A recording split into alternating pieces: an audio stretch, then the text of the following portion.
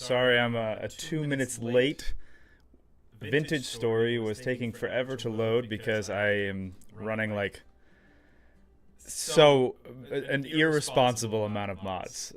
I truly cannot help myself. Turning some music on. But yeah, welcome to Vintage Story. I'm super excited to just hang out and play. I really love this game. Well, let me say this way. I really like this game a lot in the early part of the game, but once I get to metalworking and the chisel, my like for the game becomes a love for the game once you have access to block chiseling. Before we get running, just want to say hi to the people in chat. Make sure that it's working. Anon, what's up? Good to see ya. Good to see ya.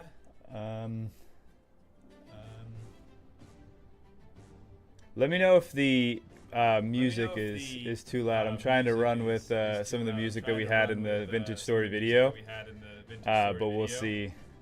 Oh, I'm echoey? How about now?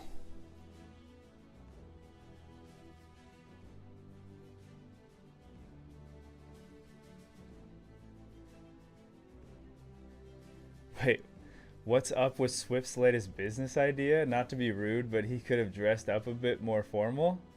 What are you talking about? Rock and Stone. Yeah. All right. Yeah. So I already made my character. One of the mod that I'm using to have like the whole dwarf thing going, is it's a mod called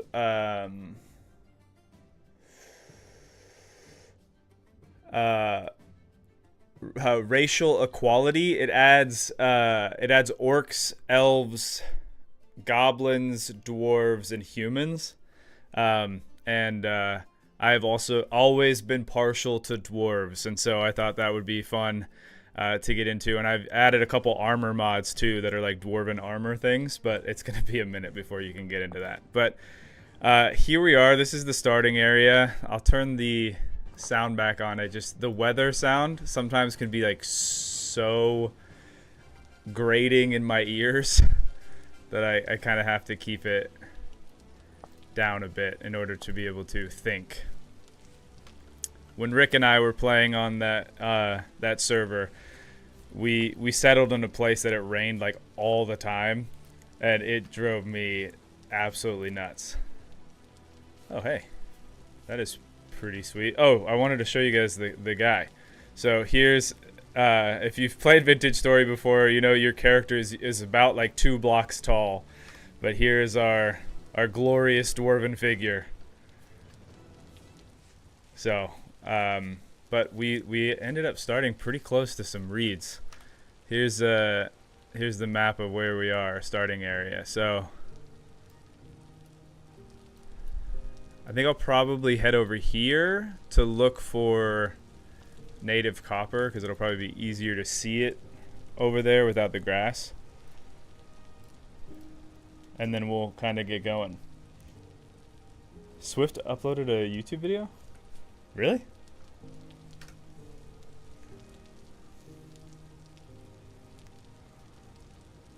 I might have. I'll actually like look at it fully later. Dang. He did. I will check that out. All right. Let's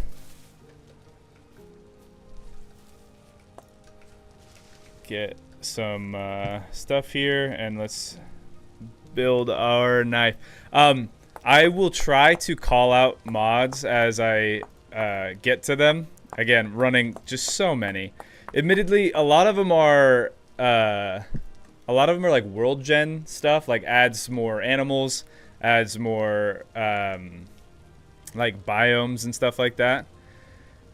But if you see something that you're super unfamiliar with and you're curious, just give me a shout in the comments and I'll try to let you know. Like, for example, as I'm napping this knife, you'll notice that the models for them are a little bit different.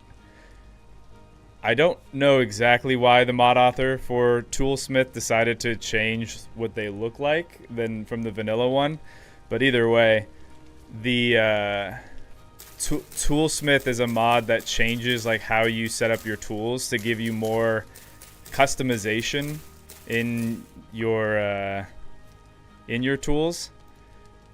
So right now I'm just doing the normal, like put a stick in the tool head here, but this mod actually lets you, like, before the new update, it lets you like grind your tools to make them sharper. You can change out the different like types of handles, so you can make a like a professional looking handle, and you can give it a grip, and you can like oil your oil the handles and everything else like that. And the more quality materials that you build your tools out of, the longer they will last, which I think is pretty sweet. So early game, unfortunately, it does make things a little bit more difficult, because the bonuses that you get for making good tools means that the negatives that you get when you make bad tools is higher. So we will probably be making many stone tools, but hopefully getting to better ones as fast as we can. Good to see you, buddy. Love your content. Audio on YouTube is better now, thanks. Great to see you playing VS. It's amazing. Like your narrative videos. Oh, thanks so much. Yeah, Vintage Story is a lot of fun. I've actually been talking to Rick about wanting to do maybe like an actual server, like a whitelisted, people like contribute to be able to like keep it running and do events and everything else like that. Because I think that this game, like, I always wanted to do something like that in Minecraft, but it never really ended up happening. And then yeah, Vintage Story has the progression here is so much like slower but also meaningful, and working with other people is just like the best course of action. So building like a proper server with like factions and lore and stories and events, I think would be really, really cool and go hand in hand with this kind of game.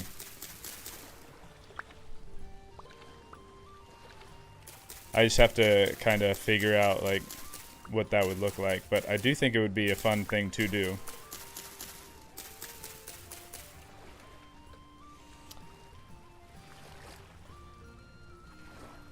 Dang, I thought you guys were communicating more frequently. Swift's video still only gets 2 views. We do communicate super regularly. We hang out like twice a week. He just never tells me anything. Like, he doesn't. Let me put it to you this way: me and Swift. So we've played games like years now, every week. At one point, one of the games that we were playing was Raft, and we played that game for probably like 2 or 3 months, pretty consistently, and then it wasn't until we found a new game and we kind of like moved on naturally to that new game that he was like, so I actually don't like Raft. We were like, dude, if you didn't like that game, why didn't you just tell us? Like, we have so many games that we play all the time. We didn't have to play a game you didn't like.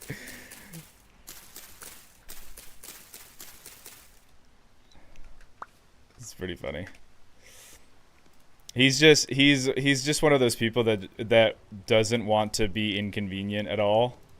And so sometimes it comes at like, we're like, hey man, we're friends. Like, we're good friends. You can just talk to me and tell me what you're feeling, like what you're thinking. You don't have to sugarcoat anything.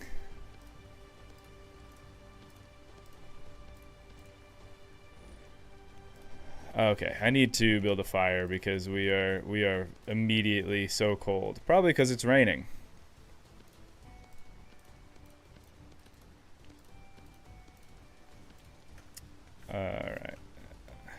probably also need to build an axe if I want to use the fireplace.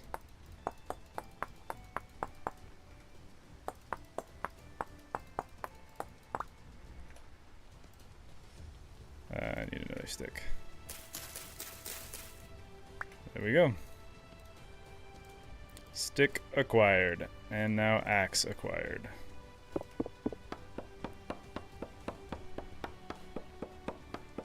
Oh, this isn't going to be painful at all. You'll see another thing down at the bottom of the screen where the status bars are. There's a new one over the stamina, or excuse me, not the stamina, the hunger, which is thirst. I added the hydrate or dihydrate mod. Now, I haven't actually played with that one before, but I was watching some videos and seeing other people play with it, and I thought it was pretty interesting. And it makes sense, especially with how hardcore the survival stuff is in this game. So, we're going to give it a go. Let's just, drop down here for the time being. This seems fine. Let's, oh, you want to, so, again, another mod that I added was a lot of, like, immersive mods. So, the way that you, oh, okay, hold on. Nope, no. Get out of here. So the way that you chop wood is actually you put the wood down and then I think is it right click or? Oh, this is embarrassing. It's like you're supposed to, do I hold right click and then do it?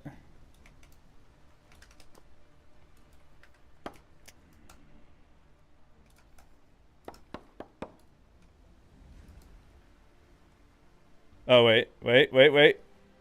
Dang it, hold on. Maybe I should have did some more testing before I did this. At the top it says resistance is going up. Okay, I don't know. It was supposed to,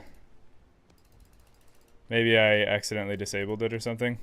It's supposed to disable your ability to take the axe and break the logs in your inventory, and you're supposed to instead put the log on the ground and then chop the log into firewood. But seems like that's not working right now. So, oh well.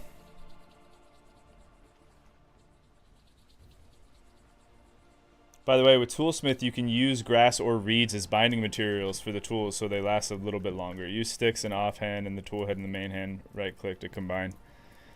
Oh, yeah.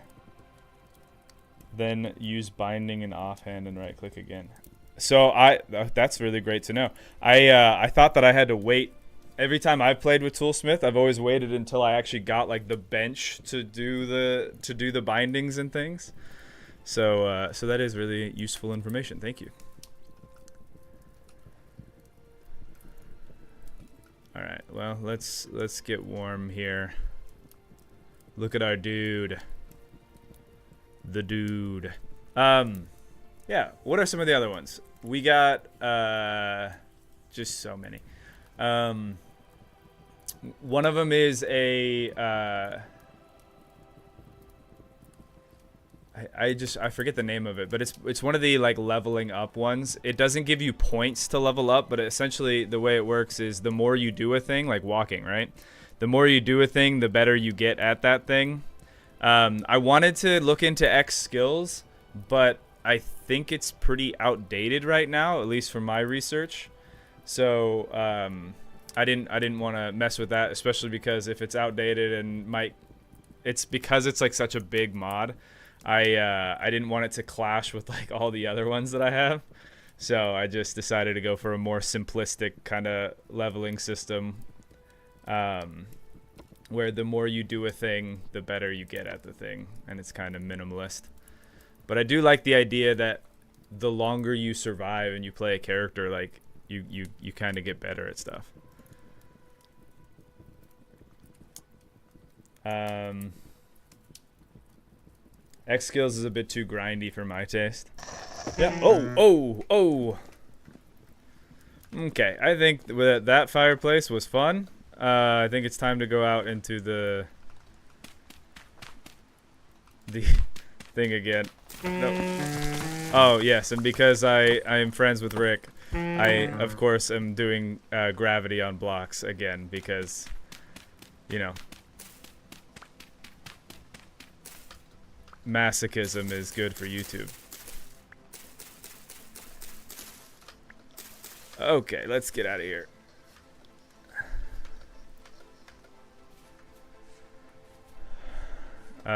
Do I still have my axe? Yeah, I do. Okay, well, I would like to find some food. I should probably walk rather than run. Get more sticks.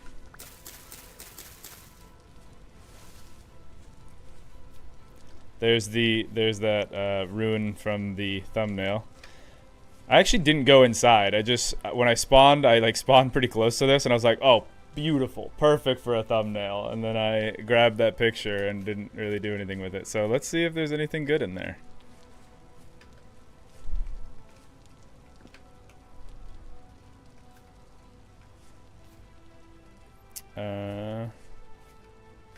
So far, not seeing much. Ooh. Well, can't do anything with that.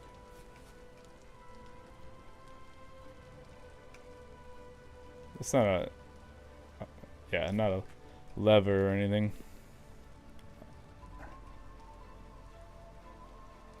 I don't know if this plant or this mushroom is good to eat or not.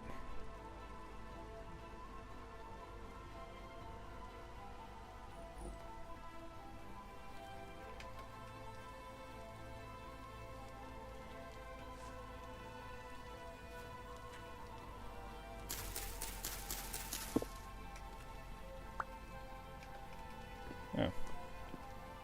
Okay, we got a big rift there. Let's take a look at our map. Actually, if I just press F6, we have it up on the thing.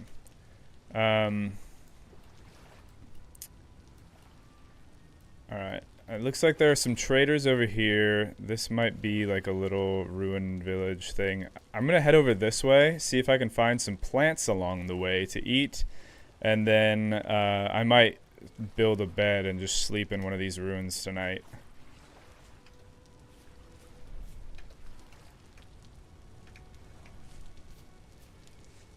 One of the other mods that I have here is a bird's eye view, which kind of gives you more of like a cinematic zoomed out look, which I think is pretty cool.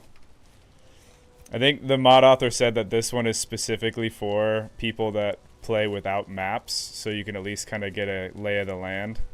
But either way, I do think it's fun for this use case as well.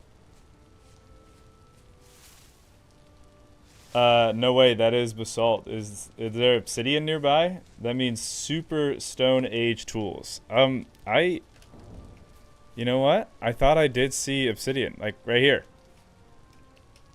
I haven't made stone age obsidian stuff before. Can you nap obsidian like you do the other stuff?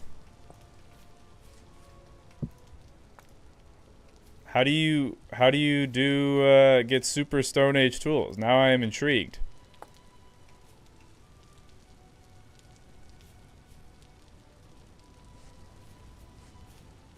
See, now I'm like, I should just go grab all of them. Hello, fishies. I saw some other ones. Ooh. Okay. Hey, I didn't even see these turnips here. I thought you could only nap flint.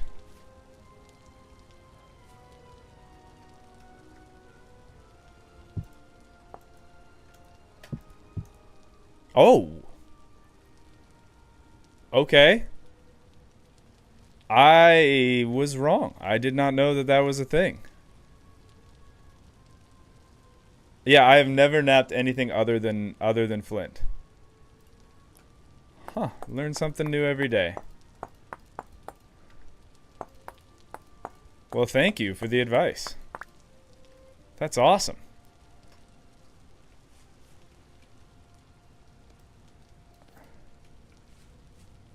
Huh. That's pretty funny now looking back at how many times I was like, man, I can't find flint anywhere. I can't even get tools.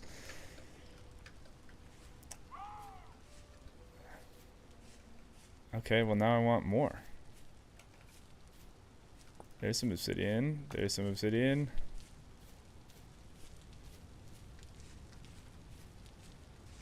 Oh, and we found some native copper here. All right, we have it marked. I'm going to put some. I guess I will mark it with this so I can remember that's where I want to come back to.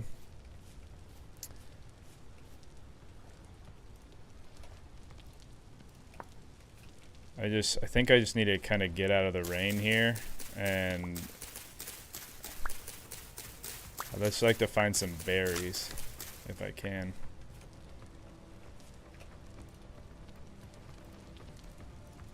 Can you... What am I trying to do? No, you can go like this, get your hay grass for your bed, but probably need to go get some more reeds so I can make the cordage for these tools. Did this... Yeah, it still has its thing. Alright. So offhand, main hand, put them together. So there's our knife, and then let's get some reeds.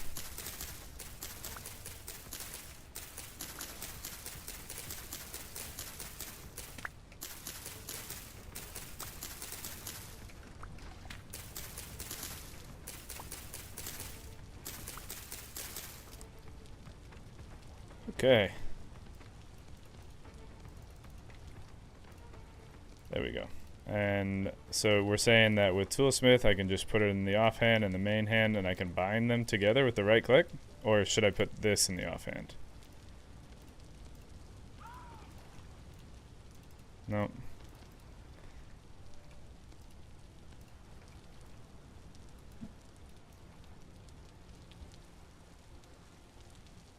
I don't think it's working. Yeah, it doesn't look like that's working for us right now. Alright, I really gotta start looking for some shelter here. We wanted to head across the river.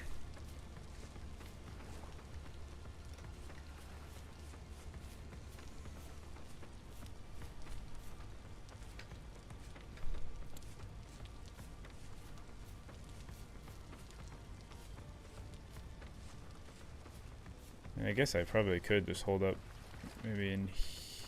Nope, not really. It's fully underwater. What is that bird?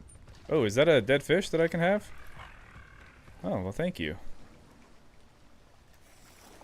Don't know why these fishies are dead, but I will take their stuff.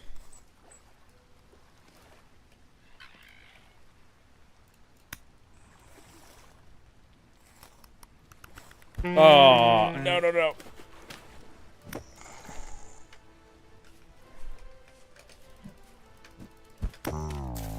Wow, I missed that completely. Okay, where did we die? Over there. I took too long, man.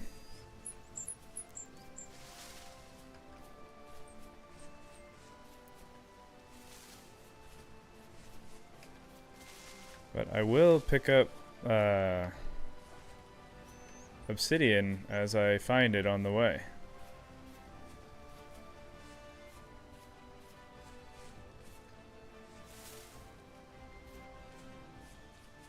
And berries. Oops. Did I just... Use that.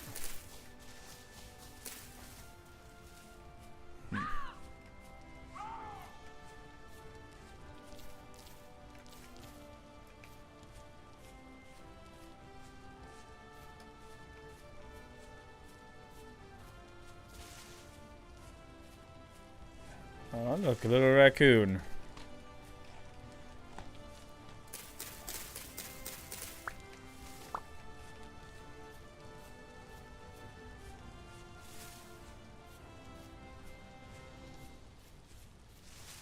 Alright, let's head over to the other side.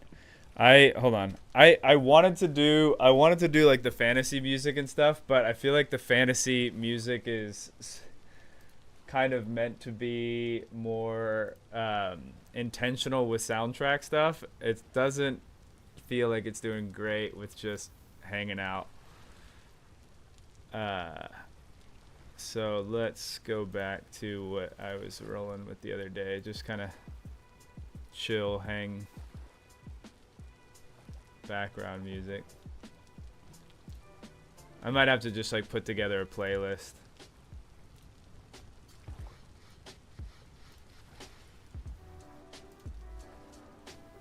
Oh, cordage is from another mod. You don't think that one works? Gotcha. Wait, I thought that they were compatible. Because I feel like I've used cordage before. Well, I'll figure that out later. I got bigger fish to fry at the time.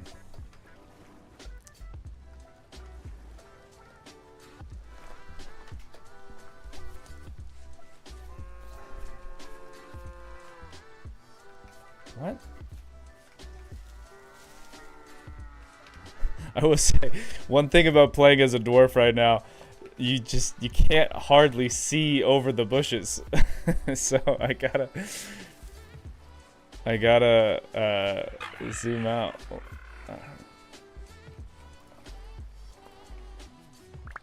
Oh, there's my stuff.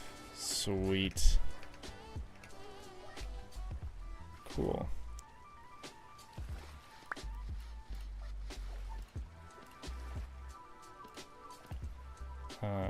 Definitely want to keep the sticks, but get rid of that stuff.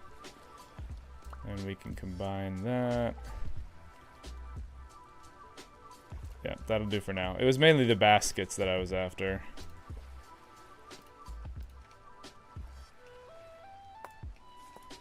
Oh, I'm sure YouTube loves how dark this is. Okay, let's head back over.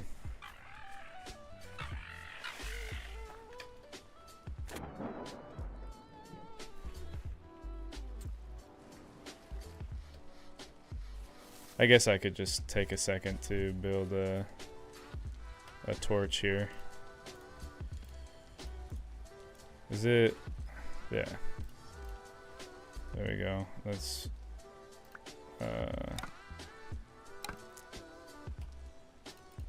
oh, the inventory madness has already begun.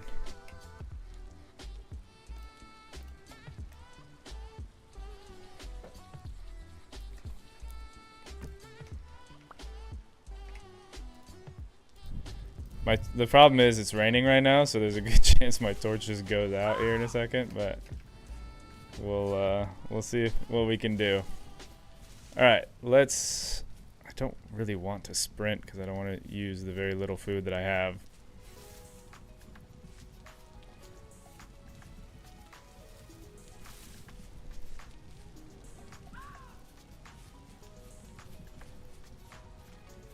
Uh-oh.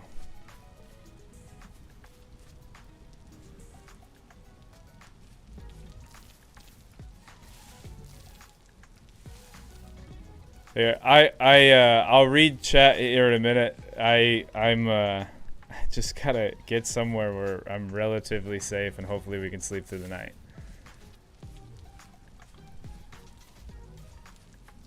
Oh, it's not. These aren't runes. They're trees. I thought with the red tops they might have been. All right, so I think our best bet is probably just to head over to the trader and see if we can just sleep there.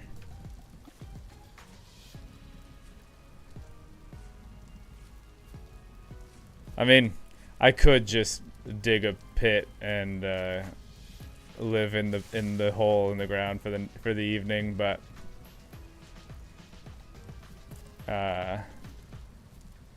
prefer not to do that because I have block gravity on.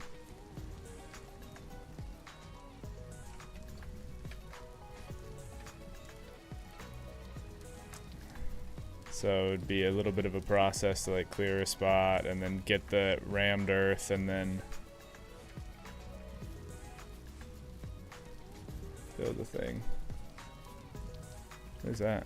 Oh, quartz.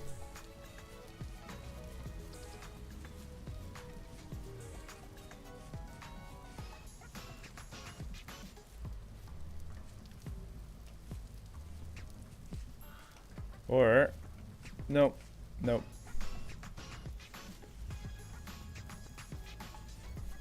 Ooh, dude, there's more. We're gonna get some real nice obsidian tools. A lot of weird noises around here.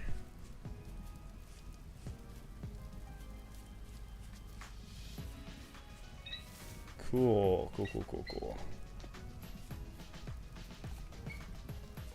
Yep. I like it. Let's build ourselves a bed here, and then this is where we'll sleep for the evening.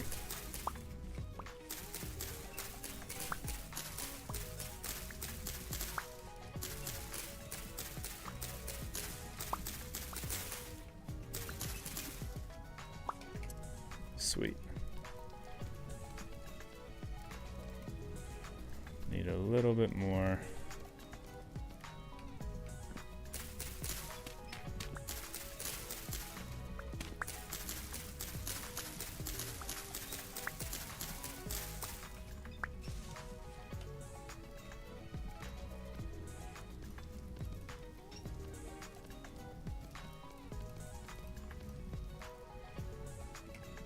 Oh, what am I doing? There we go. All right. Plop that down and, you know, sleep for dinner.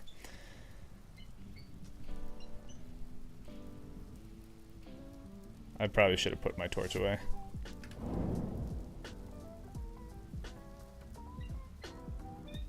Oh, okay.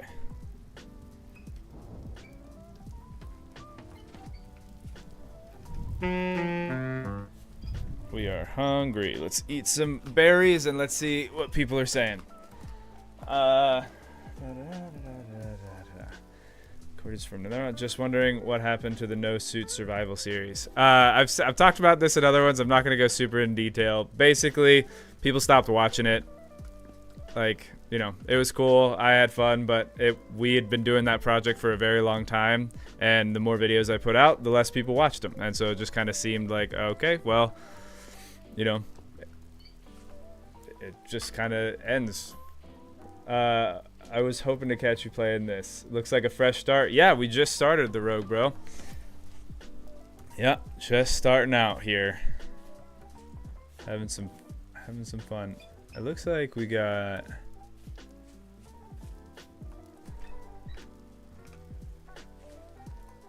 who we got here. Hello. Oh. Me. Okay, you don't have to yell at me, man.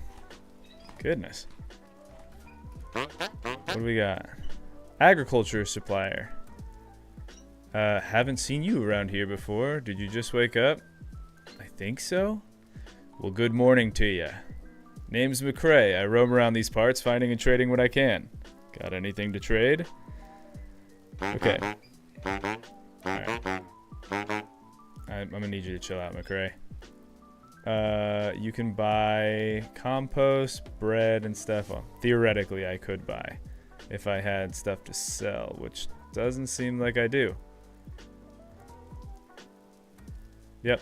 It's gonna be a minute, but thank you.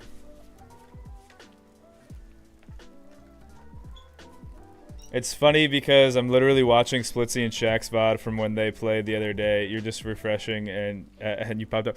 It's so it's so funny that, like, I feel like this is the, I mean, I've done a lot of Splitsy stuff, like his No Suit was based off of Survival Impossible, and then the Scrapyard is based off of his like, I mean, that's his mod, right? And then I started doing Stationeers, and it turns out Splitsy was also doing Stationeers. And then on Tuesday or on Monday when we were streaming, I was saying I'll probably play a different game on Thursday, and I had already had it in my head that I wanted to test out like a mod configuration for Vintage Story. And then Splitsy goes and does a Vintage Story playthrough with Shaq, and I'm just like, I'm never going to ever like look like I have an original idea in my life. It's like, it always looks like whatever Splitsy is doing, I am going to just copy him.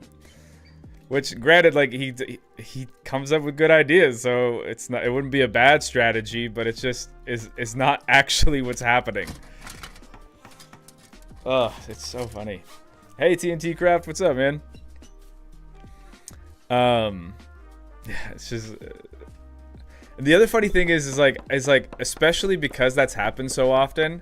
I'm like I should reach out to Splitsy. We play all the same games. We seem to enjoy a lot of the same kind of stuff. But he has like all of his stuff on Discord like super private, so I can't send him a message and I can't send him a friend request. So unless Splitsy reaches out to you, like, you can't talk to him. And so I'm like, well, okay. How many mods you running? Oh, like 112 probably. I've been taking away some as I've been doing testing over the last couple days. This is so slow. Yeah, I've been doing some testing, and so certain mods just ended up not being worth it. But yeah, I have not cut back, leaned it down too much. This is crazy. Is it just because the tree is huge? Ah, yeah, that explains it. That's a big old tree. I didn't even really realize. And you know what the irony there is that I didn't even hardly get anything from it because all of it is probably stuck up on top. Awesome. You know, the other funny thing is I just kind of started doing that without really thinking about what I wanted that wood for. I mean, I'll probably use it for charcoal, but I need to come up with a spot where I actually want to hang for a little bit. Let's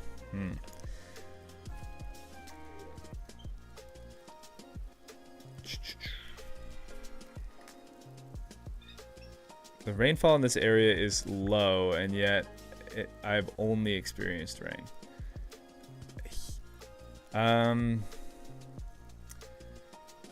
I think that this probably isn't a terrible place to set up like a temporary shelter, because I mean, anything that you do right now is most likely temporary because you can't do much until you get into your bigger things. This one's not sharp anymore, so we'll just use the obsidian and keep ourselves another slot. Okay, let's kind of go around. We're doing okay because we have an okay amount of berries. But let me just kind of do some scouting here. I wanted to go up because I feel like that area up there will be easier to spot, like ground deposits of ore.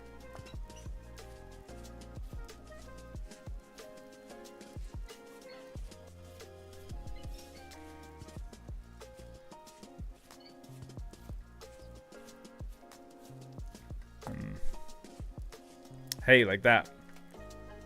Alright. I should probably just... Let me actually just build a shovel now that we have all this obsidian. Let's get a shovel, and then I'll get some rammed earth to mark it.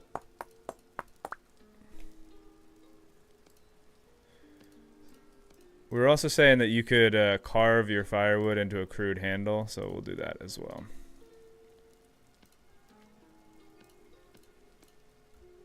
I just have so much like junk here.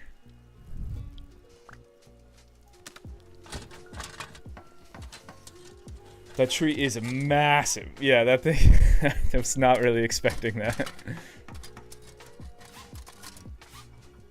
Okay.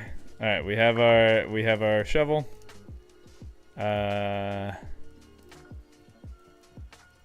could have sworn the cordage could be used. I think it just. I think I might just have to use it with a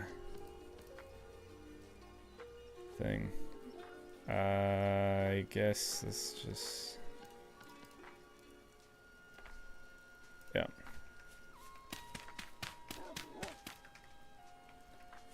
Is that a wolf? Sounded like something.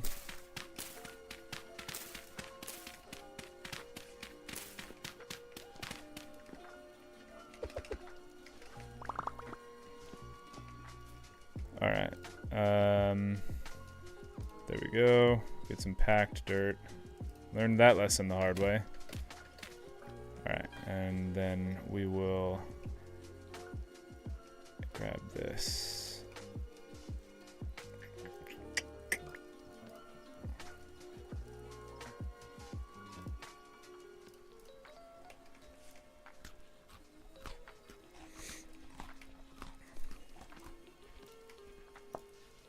Cool. Yeah, let's keep walking around. I think the obsidian axe is not bound yet. Use a reed in your offhand to bind it.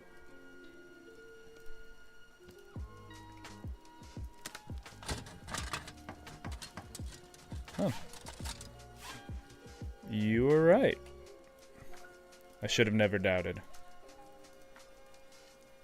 Doesn't want to do it with the shovel though. Maybe I shouldn't have used the shovel before trying to bind it. Oh well. Oh, what type of wood is this? I don't get this very often. That's kind of cool. I like that tree. That's a nice tree. I'm gonna mark that. Where are my... Oh yeah, I have to... That's a nice boulder.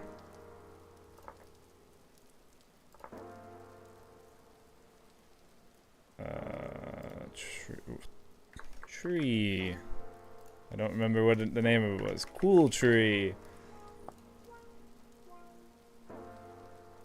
Yeah.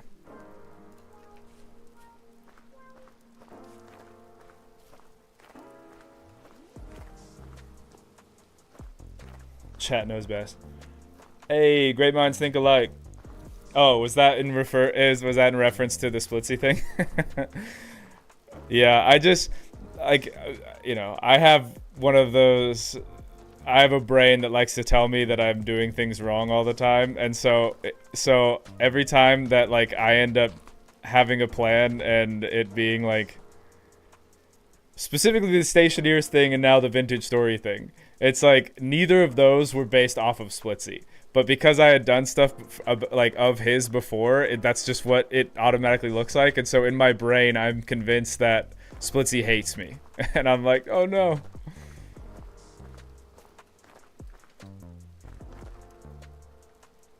But I mean, that's a stupid assumption. I've literally never spoken to the man before.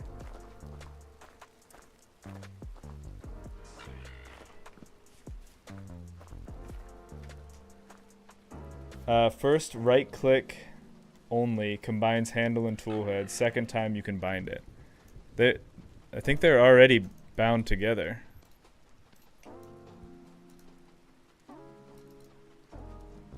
Yeah, it doesn't want to put it on the shovel for some reason. Can I do it with dry grass? Nope. It's all good. All right, let's just keep on keeping on here.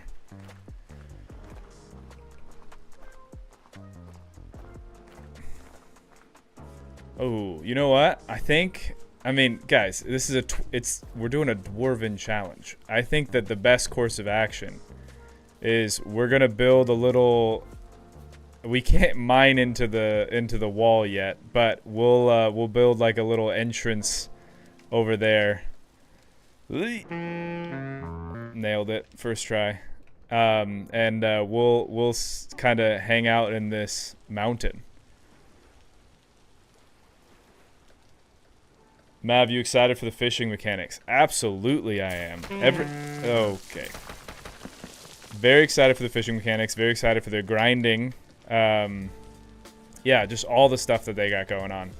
Also, to get into the more like mechanical stuff, I feel that when Rick and I played, we got the Hellhammer going, and we got a few other things with the windmills, but they're adding like a water mill, aren't they? Like a water wheel, which I'm super excited about, and more like heavy duty mechanical parts, which I think is pretty sweet. Yeah, I'm here for all the things that they got going on in this game.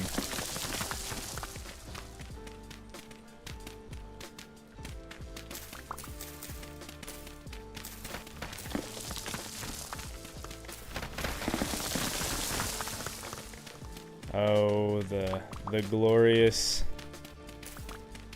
the unstable ground.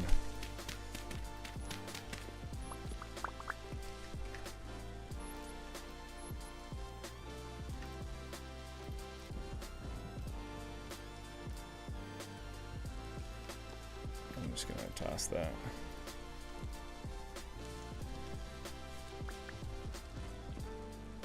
I may regret setting up kind of a little bit. I mean, it's not that far away, but we're a little ways away from the trees. Alright, so here's what I'm thinking. We'll go here. I am playing with the real smoke as well, so we gotta plan chimneys. I'll put my bed on top of this. I think that'll be kind of nice. And then we'll have this just be like our storage area.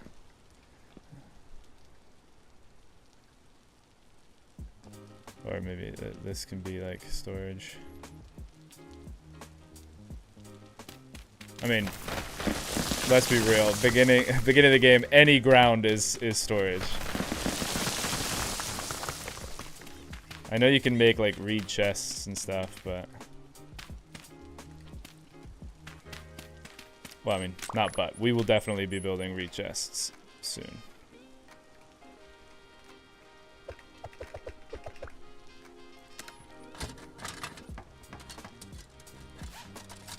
Okay, let's see now, just since I just reattached it, if I can put the head back on.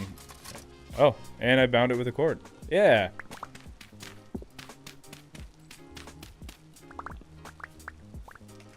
Okay. So that's where we'll put some of our stuff. And I think I will set this spot up right there as a fireplace.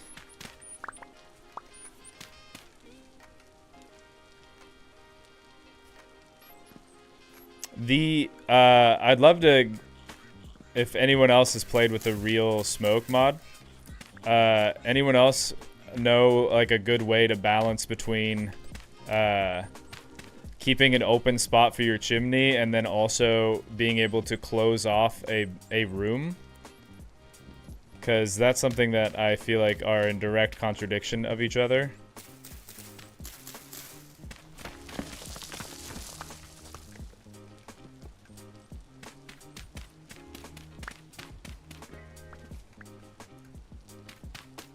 I guess you could just have the smoke go up a ways and then close it off, and hopefully it'll go up and then disperse. Maybe that's the way to do it. I'm trying to remember how I did it in the tavern. In that tavern that I built, I had to wrestle with that challenge. It's just been a little while, so I don't quite remember what I did.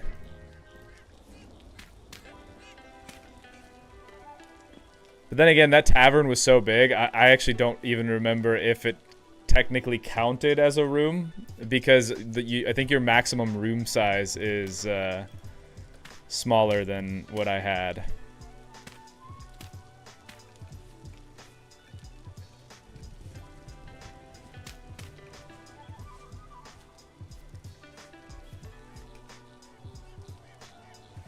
Alright, and I think for...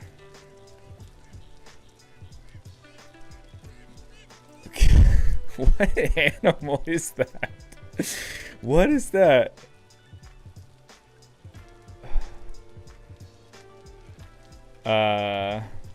Here, I'm gonna try to be a little bit more fancy. Just because it's our starter house doesn't mean it can't be a little nice. Let's throw some pine logs like it's Minecraft on the corners.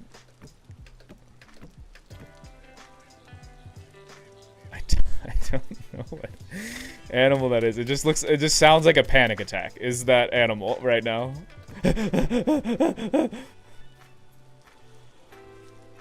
Whatever you did, it probably involved the chisel. 1000%. That is so very true. Yeah, the chiseling in this game, I mean, yeah, it just it fuels something inside.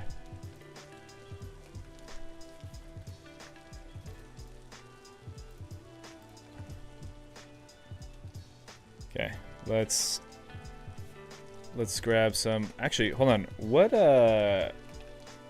do we need for a thatch like roof here? Yeah, it's oh no, it's actually thatch, which is made from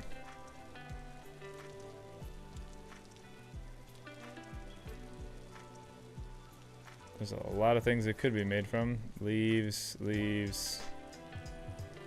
giant horsetail, palm frond. Cool.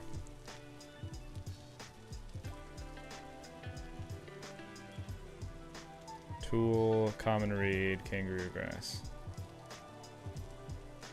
Okay. Not super important, but it would be cool.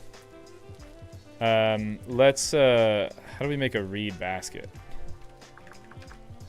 Reed chest, excuse me. Yeah, just lots of cattails. Let's go get some cattails.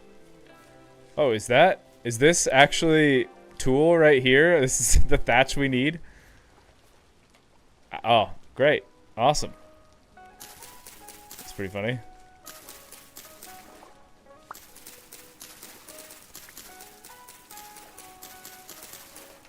And I'm gonna have to start thinking about the thirst thing, because I installed that mod with very little understanding of how it works. I was just like, that makes sense. We should do that. Okay. I do know that by drinking just water out of a pond, it gives you, like, you'll see my health bar, excuse me, my hunger bar is orange now. So it gives you a pretty big debuff just to incentivize you to not just go to a pond and do what I just did. Like having better sources of water. But we don't have that luxury right now. I think actually one way that you can do it is by putting bowls or other containers outside during the rain, and you'll collect rainwater, and that I think is a little bit better. And I think also, I was reading on the mod page, you also get benefits for drinking alcohol, because it kind of gives you a reason to process like fruits and do that, like make wine. I think in the game normally it's like there's no real reason to do it other than it being cool, which should, like, that's plenty reason enough, but to give some gameplay elements to it, if you take the time to process wine, it gives you a better buff on that kind of stuff, which is cool. I can't make the better handle because I need a knife to do that. I think we can... Let me see. There should be... I thought there was a cattail. Yeah. Do I have to have a knife to break it, or can I break it with my hands? Oh, good. Okay. Alright, let's bind the knife and keep on going.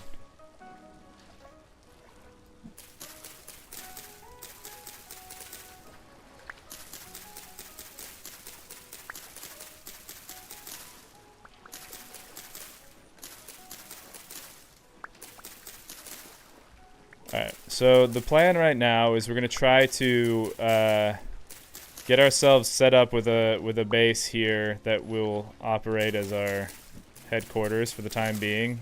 We can put some stuff down so we can start storing like food and crafting materials. Then obviously what we're going to try to do is continue to gather berries and things. But we want to find clay and we want to find ore. Probably clay first because you can't really smelt your ore until you have clay. Until you have like a crucible. So that is definitely probably the priority.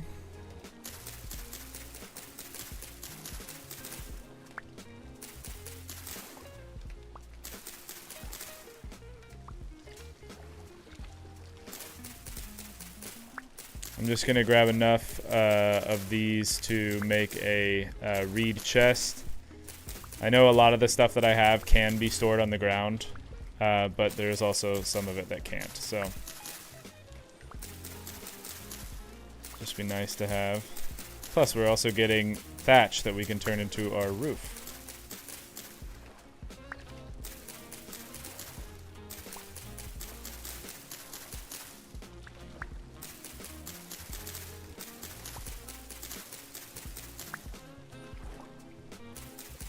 Oh, apparently all liquid containers can now be set out in the rain to collect rainwater. So later on, you can just place like a keg to collect water as long as it's in a spot that rains. Yeah. I think that like rainwater is like a step up from just drinking out of a dirty pond. But I think that there are like tiers wise, I think there are things that you can do that is better than just collecting rainwater. But early game for sure, I think is probably the move. Okay, seems like that might be the cattails that we have for now. How many do I need for the chest? Oh, so here's by the way, here's like the dwarven stuff I was talking about. Here, let's just do. I love these. So you got to get the schematic to be able to make them, and then you have your iron, meteoric, and steel. We're so far away from that, but it just, these are so cool.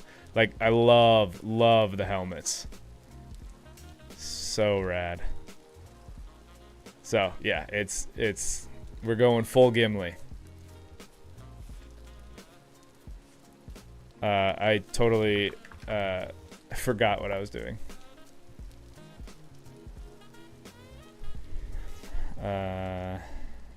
24, so we have enough. Sweet. I'll put that, store that on the ground for now, and let's go put this reed chest inside the base here.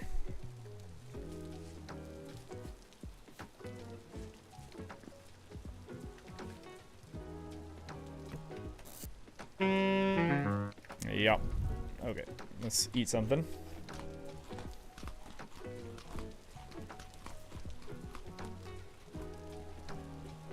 Dang, that debuff, that's pretty interesting. Like, it's no matter what, it's not a time thing, it's going to debuff a certain amount of your food for a while. That I didn't, that's interesting. Okay. Yeah, let's put the soil in here. Oops, not there. Here. Let's put the logs in there. Here. Let's put, we can just stack our firewood and our sticks. Let's put the flint in there. Yeah, let's start stacking stuff on the ground. So we can put our seeds.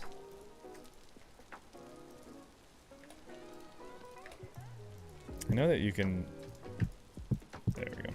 Put our seeds there. We're gonna turn that into stuff right now.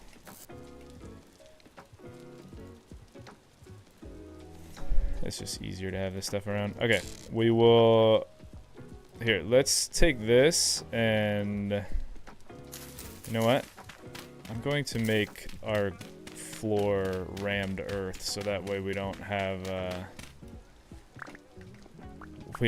the ground continuing to grow grow grass in here.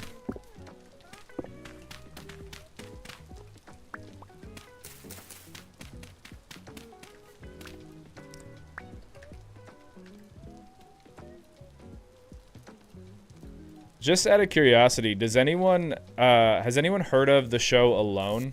I forget what channel it's on, but my wife and I we've been binging that one, and it is truly wild. So cool.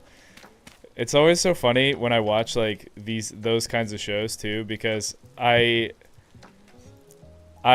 play survival games every day of my life, and like I know that actually means nothing, but there's that voice in the back of my head that's like, I wonder how much my survival game stuff would actually translate over. I will also say this, I was a Boy Scout growing up. I camp, I do that other stuff. So it's not to say like my only experience in the woods is exclusively based off of video games. But definitely wouldn't consider myself an expert by any means. And so that part of me that's just like, but maybe.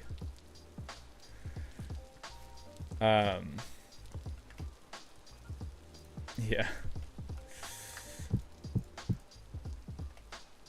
Here, let's start crafting this roof. We can do. Oh, actually, so I have a there's like a new roof mod. It's the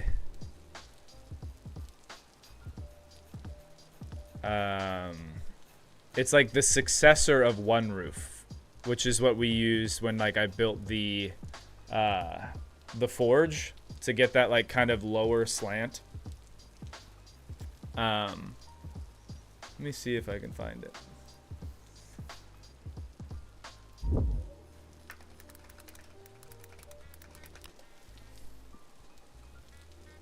Is this the hydrate or dihydrate mod? It is. Can never have enough storage in the game. Cannot agree more, especially in this game. Yeah, it's literally just called VS Roofing Mod. Okay, early game stick frames are created by placing a stick while holding a rope resource in the offhand. Later you can use boards and hammers. Okay, let's see. So I take a stick and I guess I didn't make...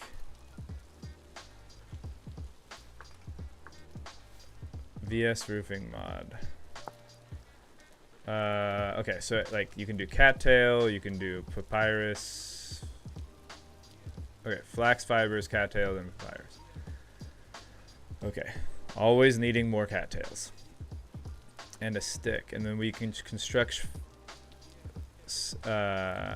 from sticks.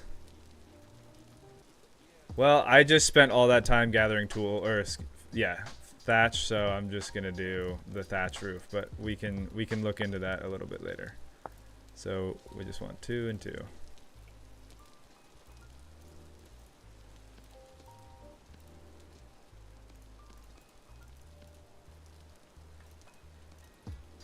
That did not go very far. I think I knew that was going to be the case, but disappointed nonetheless.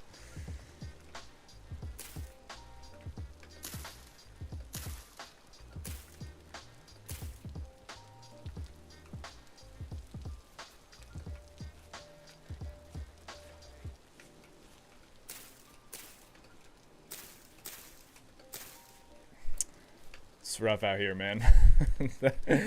All of that for that.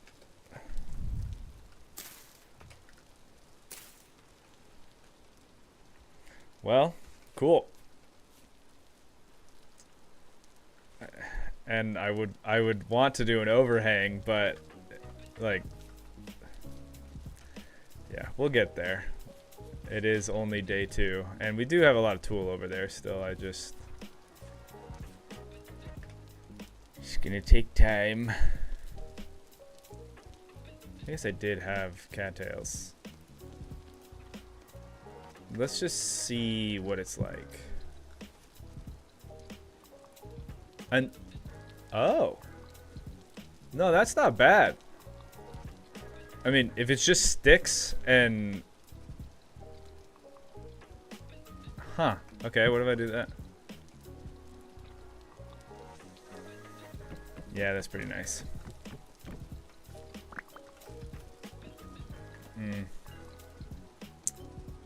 Yeah, that might have just changed my mind. Okay, well, we can't really do anything about it right now. So let's just gather some dry grass, make another bed.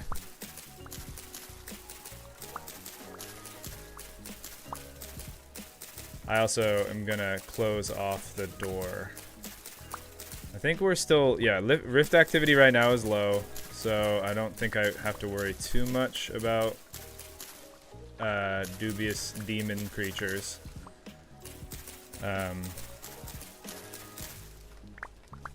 So that is good.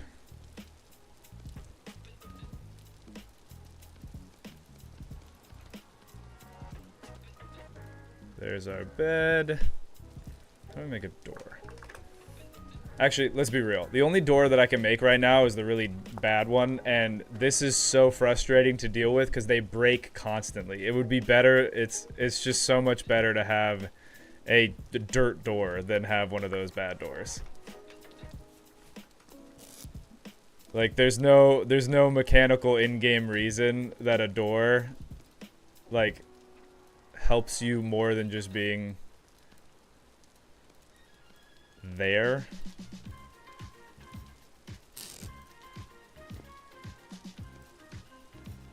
So we're just gonna do this. Okay. And I'm gonna, just for the time being, cover my my spot where my bed is gonna be. And I have a little bit more left over, so we're gonna grab that, put together a little fire here. And we'll put that there. And I think, yes, I still have this raw fish that we can eat. It's not gonna do a ton, but, you know, it's better than nothing. And look, we are still not safe. If I was judging shelter, I would say if your shelter doesn't, well, shelter you, probably not great. But we're working towards it. Could you mix and match the roof types? Probably. Yeah. Ooh. That is an interesting question. I was thinking that their textures would probably be different, but I think that the textures for that roof mod are based off of the textures for this, and that texture would be the thatch roof. The Rogue Bro coming in clutch. That's a great point. Let's give it a go. Let's eat this cooked fish. Wow, that was a beautiful thing that we just saw. That was facetious. It hardly did anything for my hunger at all.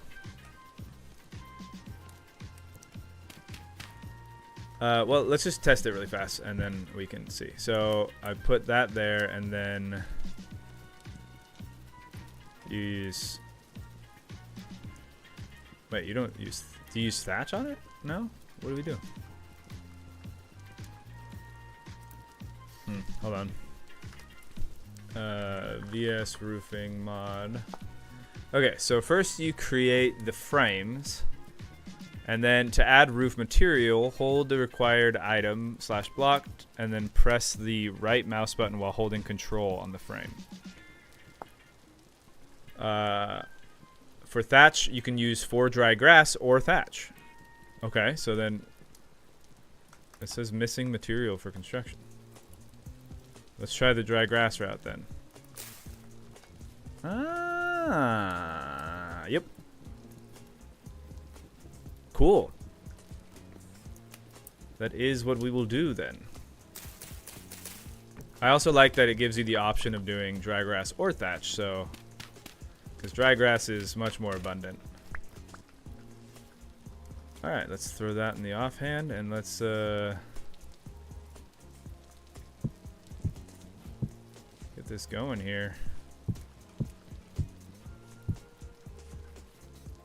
And because I love to be extra, let's get a little crazy.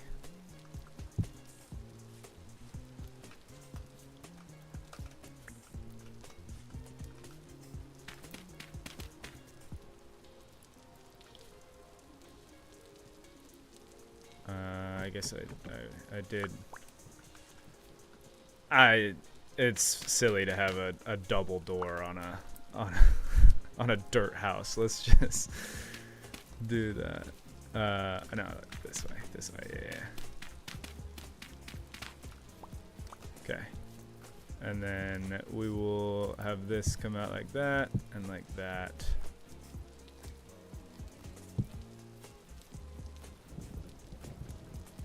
That one might actually have to be I don't know if that one's going to dynamically do what we want it to do. So I might have to just get like a top piece. Yeah. But even still, that's pretty nice. All right, and then we can just get more grass.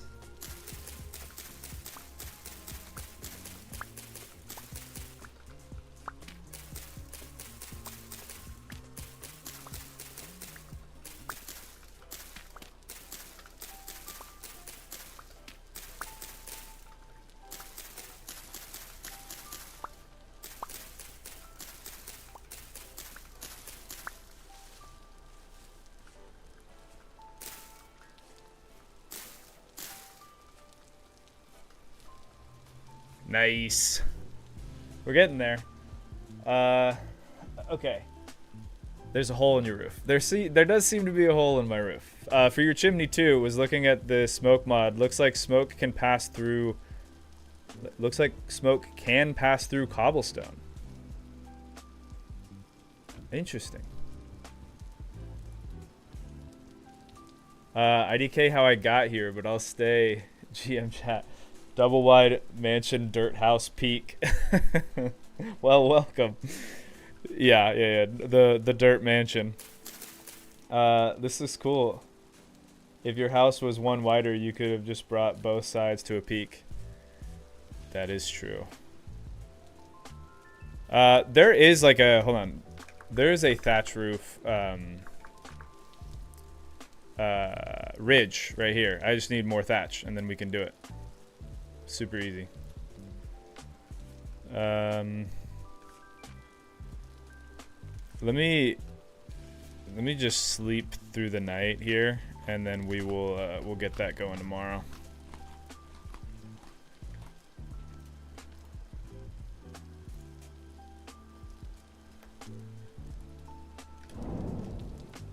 Hold on, wait, there we go.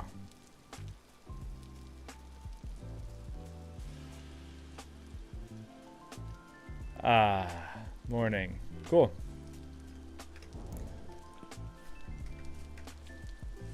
Yeah, let's get more thatch. Probably finish up the roof today, and then let's go out searching for some clay.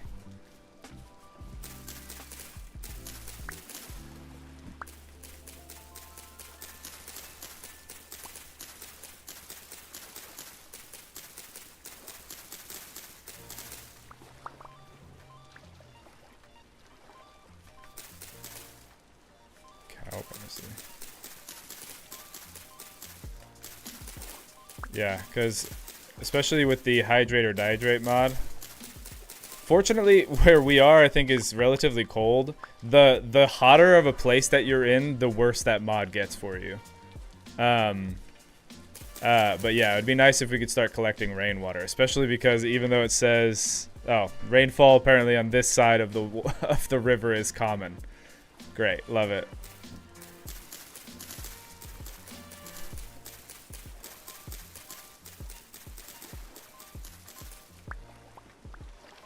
But yeah.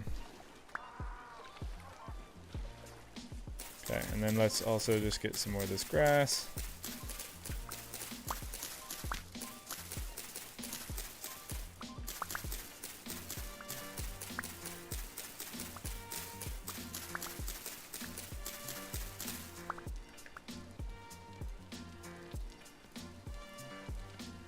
And we're definitely going to need more cattails as well. Great. Dang it. I need to, while my knife is functioning, I really got to use thatch for this? Or dry grass for this? Yeah. I have to use the obsidian knife to carve some handles before it breaks again, so that way when I remake the knife, we'll actually be able to get the benefits of a better handle. Okay, we got some berries. Let's get some more cattails.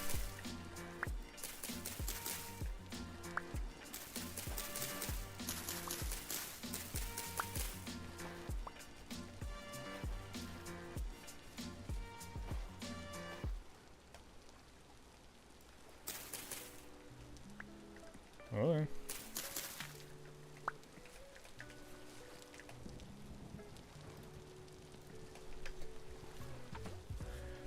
So when I was playing on the server with Rick, he installed a mod that made it so you didn't know what mushrooms were, and you had to find out by eating them.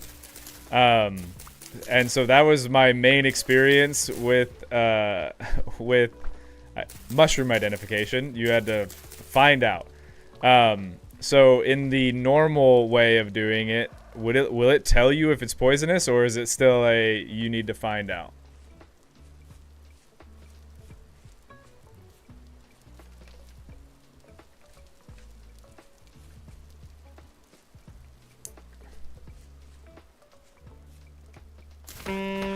Ouch.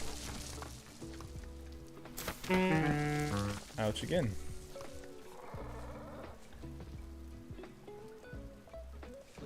Alright, let's see. How many? I have 16 cattails. I think that will be... I don't know if that'll be enough to finish the roof, but let's just see how far we get.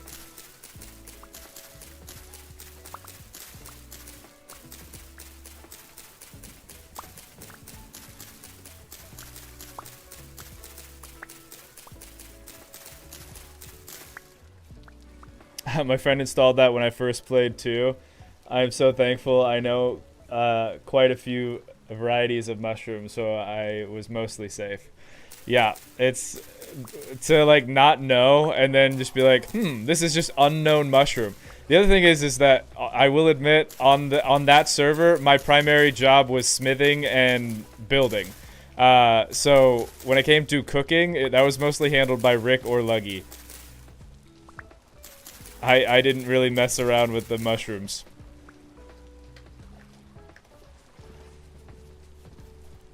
Ooh, you can use the handbook to check which mushrooms are poisonous. That is good to know.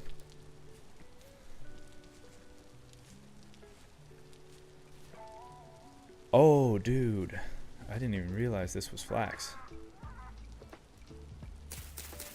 I am very happy about that. That's growing. That's growing.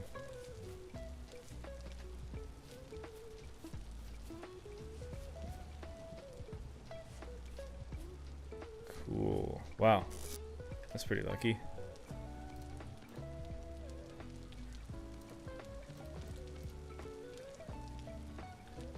Okay. Oh, I don't have many sticks, so we're gonna need to go get some more of those if we want to finish this building. I also don't know where I got flax fibers from. Alright. Let's head over. I can probably just get sticks from here and it'll be easy.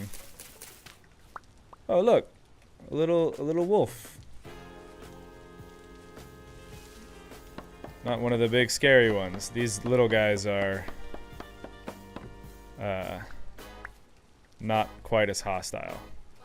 Although if you back them into a corner, they will attack you for sure. I have all the fauna of the Stone Age mods. Mainly because in the mods they promise that you can like ride an elephant if you get it to a generation 10. I did some testing. That is a lie. They lied to me. And that made me sad because I was super excited to have a pet elephant.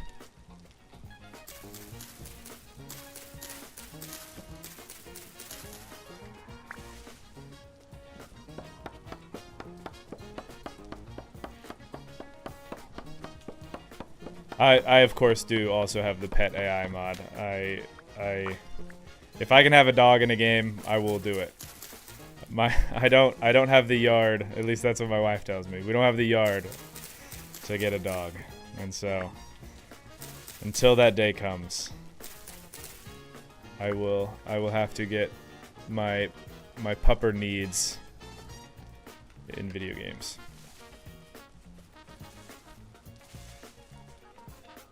Filthy liars. Yeah. Yeah. Don't tell me I can ride an elephant if I can't ride an elephant.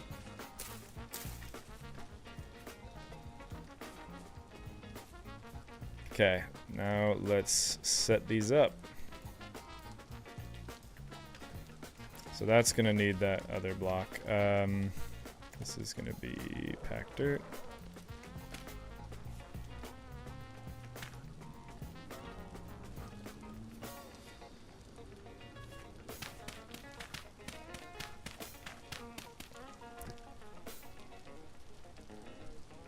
And I'm actually kind of thinking maybe what I'll do here is set it up. I love like the alternating like pitch, I guess. I don't know if that's the right word I'm looking for. Angle. So I think what we'll do here is we will have it be a 2x1 like that. If I can. Yeah.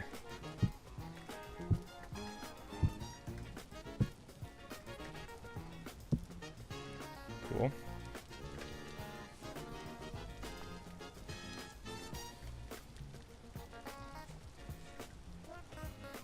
Let's just make these solid.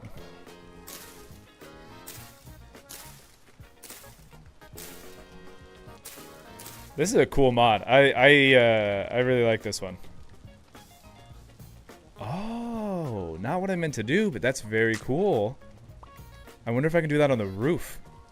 That was. Let me try that. I wonder if I could do that on the chimney. Those are the words I was looking for.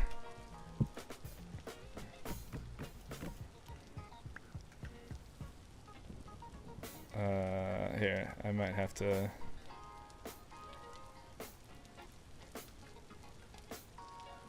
I might have to set up like one of these as a scaffolding.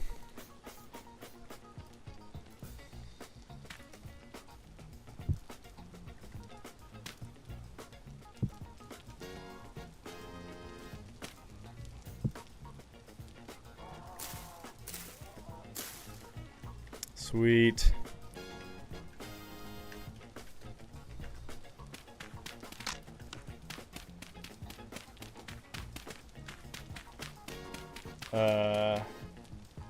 Pet elephants would be pretty cool, but man, it would cost a fortune to feed. Oh yeah, no, I mean, pet elephants. The only place it's better to, or I guess the only animal it's better to have a video game version pet rather than the real version pet is like gigantic animals that would, like elephants or tigers or bears. It's like every game, if you have the opportunity to like have just this crazy cool fighting like Pokemon pet next to you. You're like, oh yeah, I have this bear that's like my friend, and he fights and he keeps me alive during the winter. Awesome. Having to feed a bear in real life and hoping that you don't end up being the feed for the bear in real life.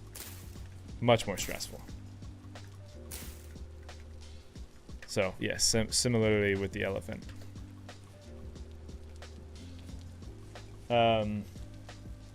Used to be true, but writing is currently disabled for elephants with the changes to mount related thing in 1.21. That's a bummer. Don't love that, but I suppose I understand.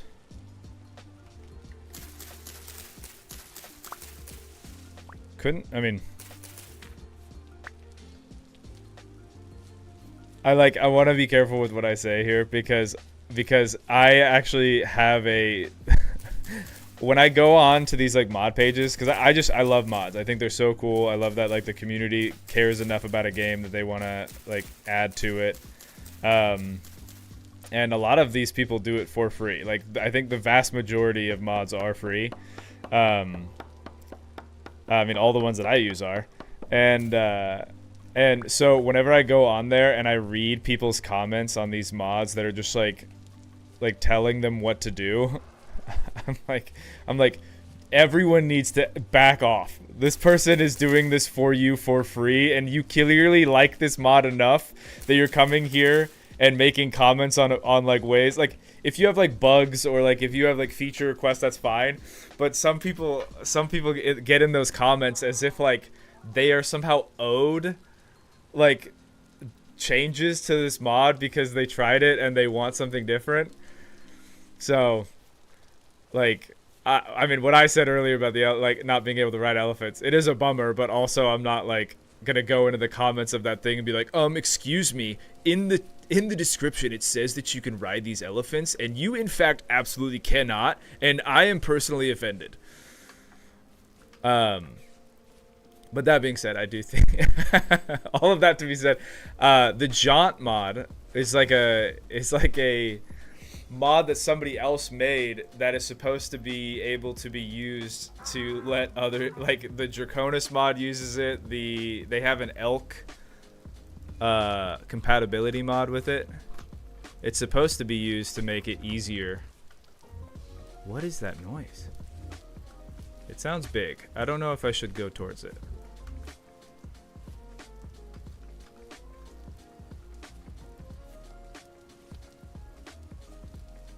What was that?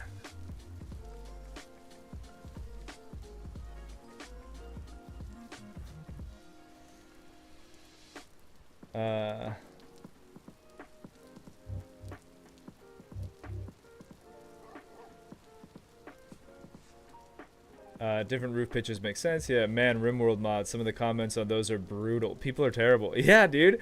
The mod dev for Fauna of the Stone Age is def spinning a lot of plates currently. He's currently like overhauling the behavior for a bunch of animals.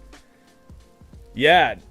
No, I believe it. I mean, it's like there's so many mods that are part of that like pack, and it's all like custom animals, custom textures, behaviors for like what makes sense. Yeah, no. Absolute legend. Absolute legend. Keep on keeping on.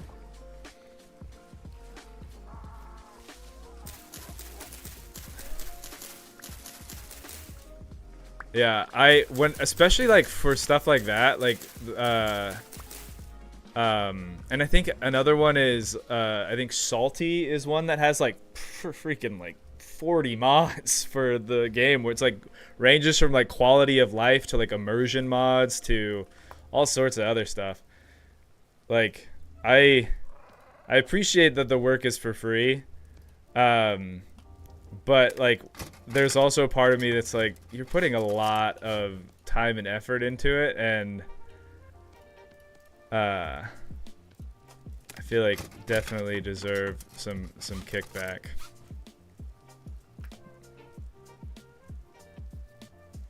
Yeah, I wish there was like a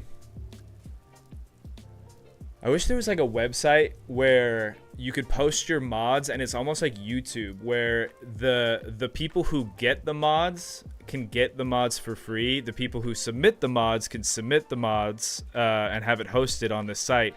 But then the mod authors can make money from like advertisements run on the website, similar to the way advertisements are run on like YouTube. I know that we don't love ads. Nobody loves ads. But the fact of the matter is that it is a nice way to be able to like have people. I don't know. It's an interesting balance because we don't love ads, but it does allow people to be creative and get paid for being creative without having to have like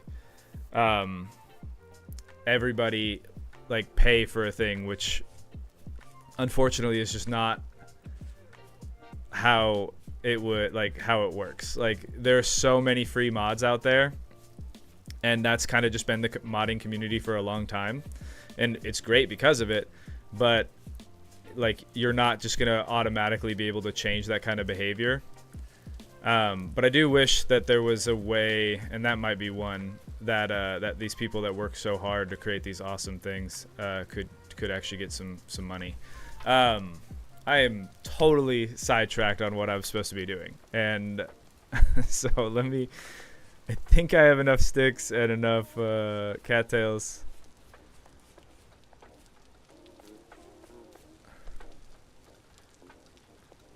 Especially because the like where I think modders can make money is if they do modding stuff for like bigger servers. But a lot of, I mean, I think that there's probably room for both, but I would imagine a lot of like the server related stuff is more like performance based. Like how do we kind of just like make all this stuff run smoothly and do adminning and things rather than like super creative things.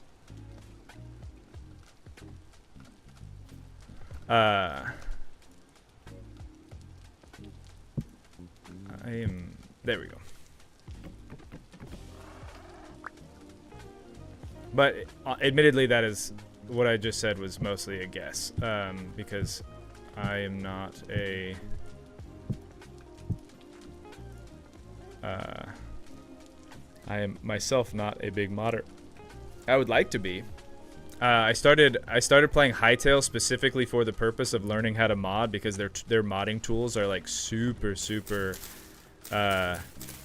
easy to use and beginner friendly, and so that has kind of like helped me get my brain in the right space to be able to kind of think about it, how you would tackle different problems, and then I hope that would be able to translate into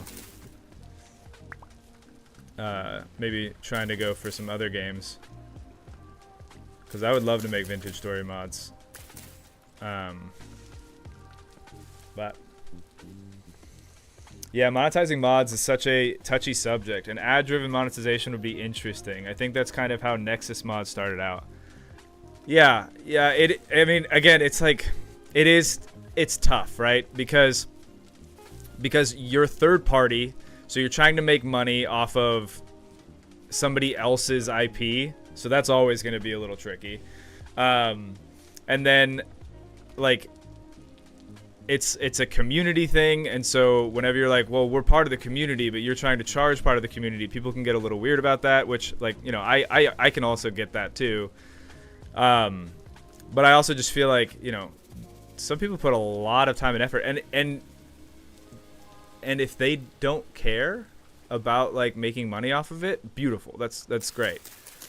They're just like building a portfolio, or they just want to add to their game, and like this is part of the game for them is modding. Like, awesome. But I don't know. I think I just have a soft spot for somebody just being like, I want to, like, this is something that I'm passionate about, and I would do this full time if I could make a living out of it, you know? Maybe it's the YouTube part of me, but so I think one place where I've seen the ad thing work. By the way, we found clay. I didn't stop and say anything, but I'm freaking out internally. I just wanted to finish this thought. We found clay super close to the base. Amazing. The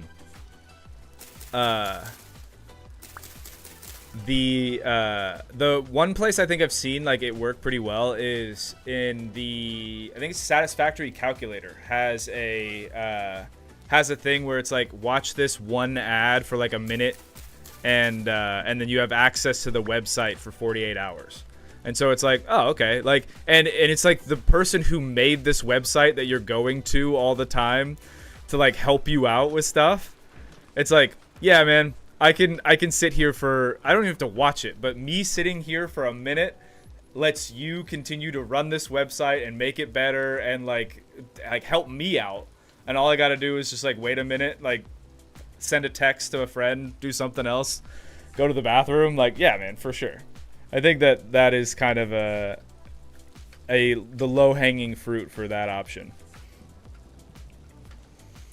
I was thinking about Nexus mods. Yeah. Some bigger servers do commission mod devs, and a lot of us have like Ko-Fi or Patreon as well.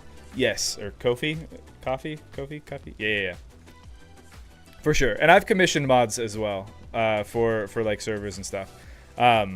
So it sounds like you are a modder then. So the question I have is for the commission mods that you have, would you say that a lot of them are like pretty creative and cool, or would you say that a lot of them are kind of like, I don't know, very server-y? Like management, admin stuff. Guys, we are so close to being done with this roof. And then I'm going to go get that clay, and we're going to start molding some stuff. Oh, no way. That's so awesome. Hey, I was just talking about the Jaunt mod and how Androcon is so cool. I was saying that the Stone Age. Oh yeah, we were just talking about it. The currently overhauling the behavior of a bunch of animals. Yes. Well, that's so awesome.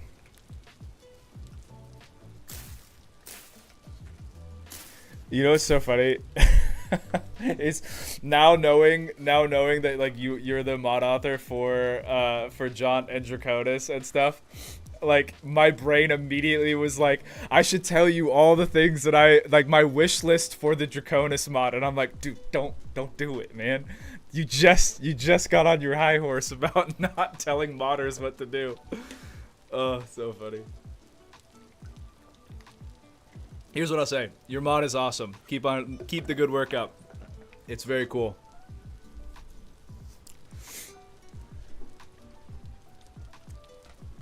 I saw that I don't know when it came out, but when I first checked out the Draconis mod, there were the 2 dragons, and I just recently, when I was going through the mods and stuff, I was looking and I saw that there was a 3rd one added, and I was like, yes. Awesome.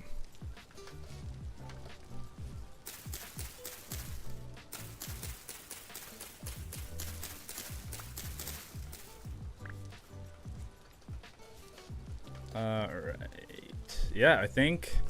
So here's what I want to try with this. As long as I don't get, killed by it, I want to see if I can... Oh, so I also, in world settings, I made it so lightning can catch things on fire.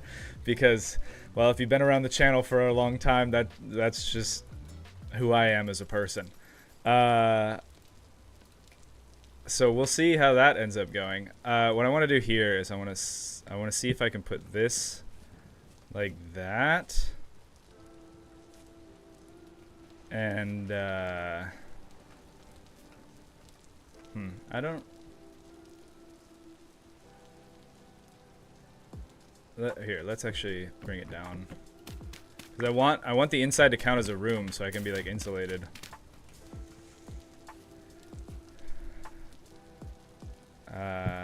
Like that. And if I do this basic stick roof kind of thing, I wonder. See, I don't.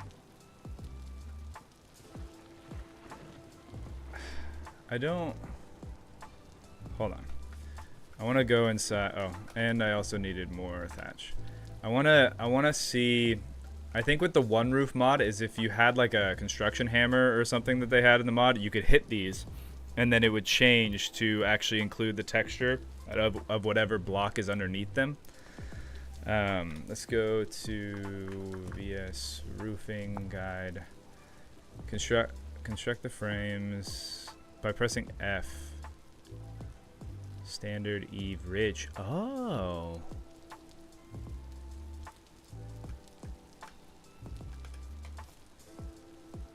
While you're putting down the frame. So then could I do this then?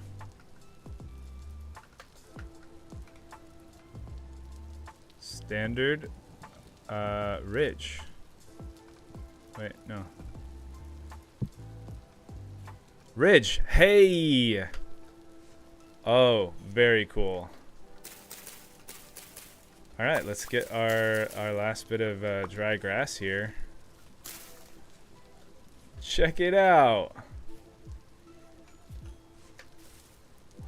Okay, so then if I see now that I know that, oh, I can change it mid. Okay, so this is standard right, eve right.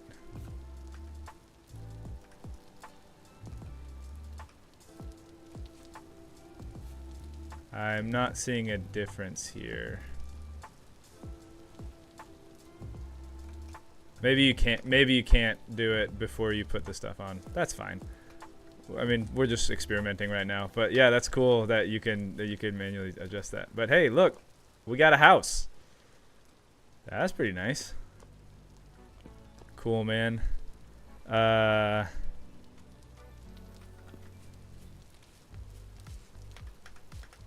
Wait, what is this?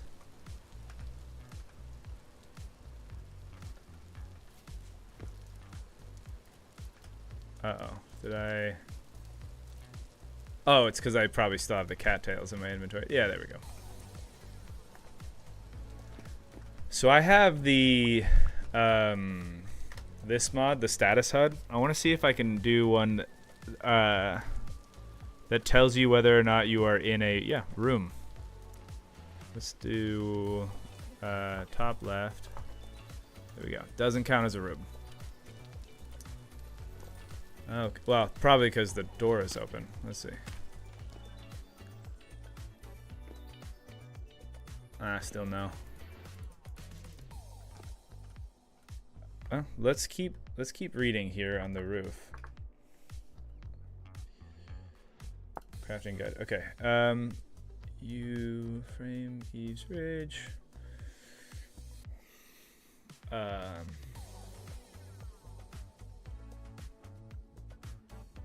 Frames can be placed horizontal, vertical, low, high, slope. Corners, outer and inner, are created by the combination of the perpendicular roof placed in front of or behind each other. Materials, base blocks. To add the base fill block, hold the desired block and press the right mouse button while holding shift. That's what we wanted. Hey. I don't think that's... Yeah, I don't think that our chimney thing is going to work the way that we wanted it to, but let's... Ooh. Okay, can I undo what I just did? Whoops.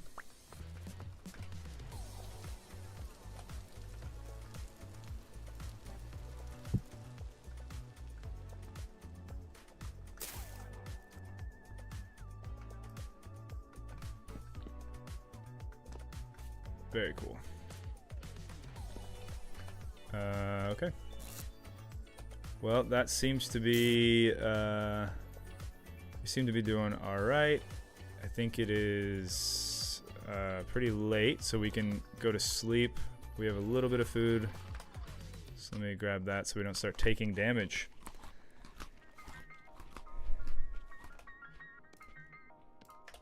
All right, and let's sleep for the evening.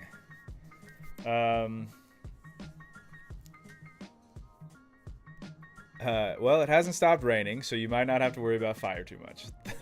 That's a great point.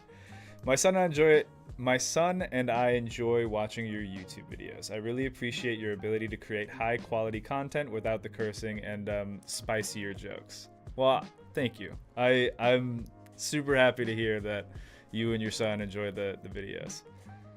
The roof mod is pretty good. The roof mod is awesome. I am thoroughly enjoying this.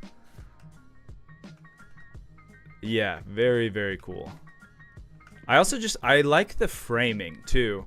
The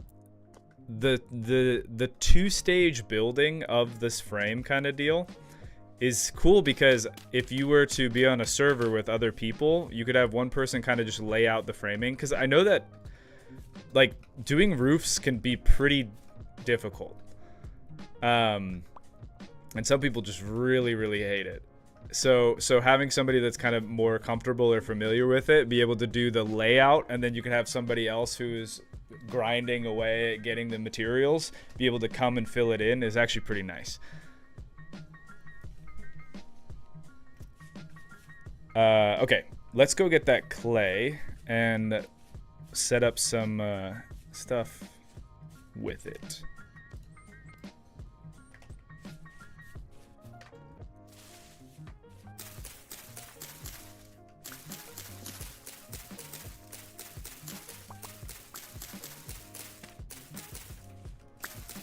And get some more sticks.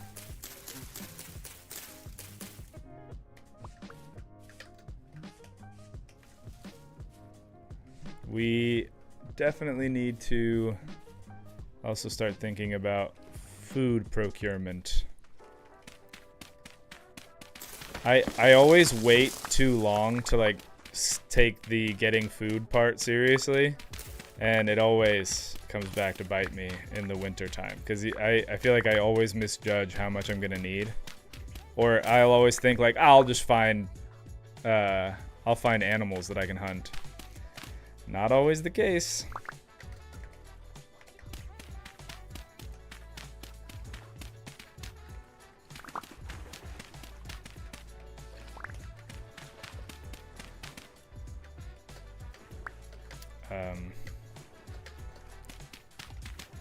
Okay. I am struggling to swim here.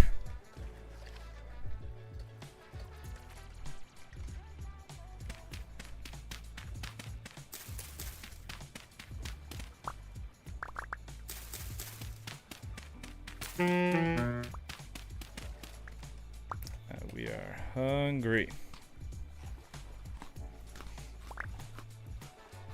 All right. We have a good amount of clay. Let's head back and set up some kilns. I don't know why my brain said, oh yeah, just jump on the leaves and they will support you.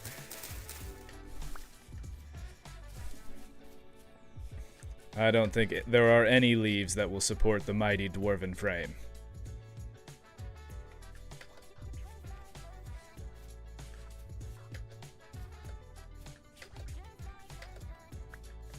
Alright, let's get it going. So we're gonna want, yeah, we're definitely gonna want a cooking pot. So let's do that. A crucible, a bowl.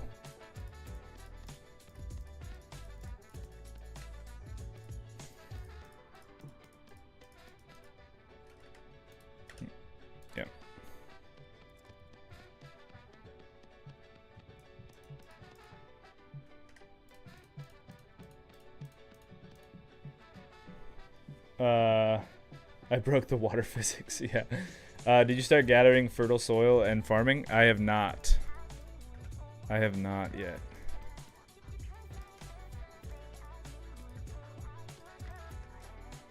Yeah. Okay, so there's our cooking pot. Let's get a bowl, because I think I can fire these things together if I put them in corners, right? I think that's just the case.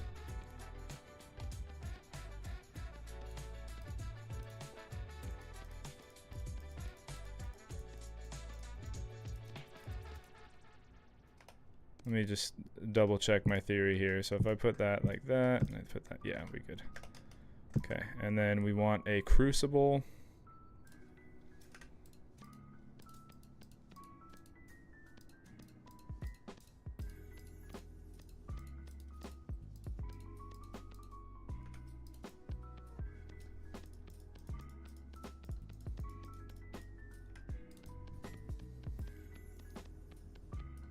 It's a marvelous dirt shack, though.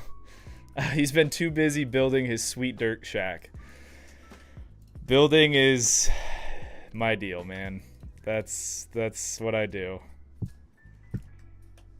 In every game, that is what I gravitate towards.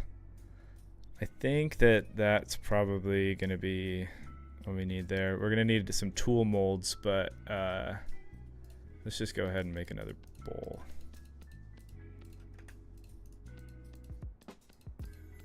But you're right. I should maybe when I'm done with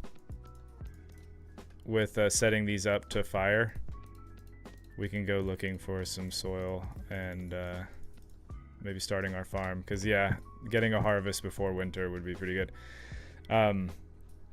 Okay, I also need to set up a charcoal pit. Yeah.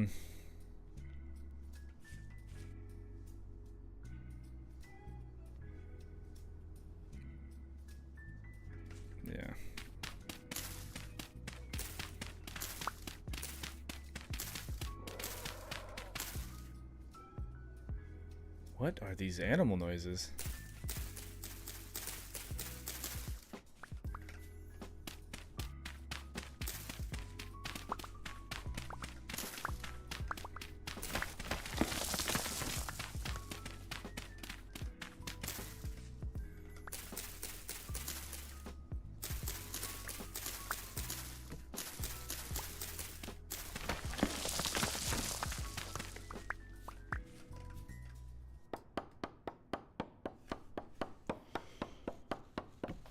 Don't forget to put kegs outdoor for rain. Are kegs really that accessible early on?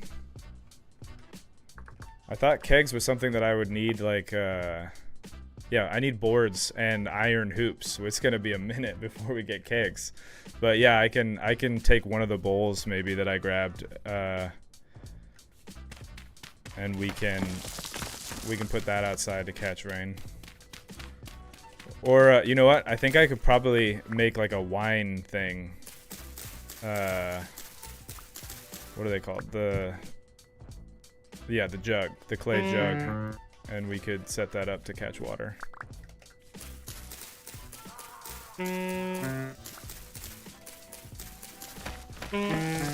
Ouch.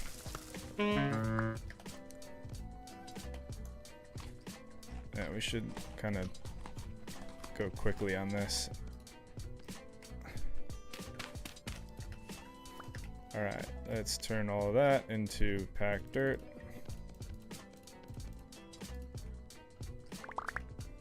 And let's build this out. So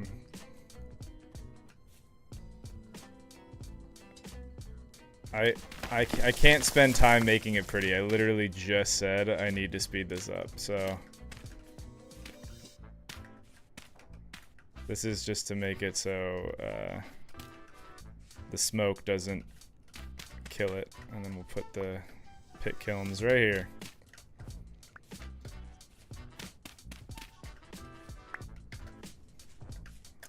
Alright. Let's get some more dry grass. How many sticks do we have? 21.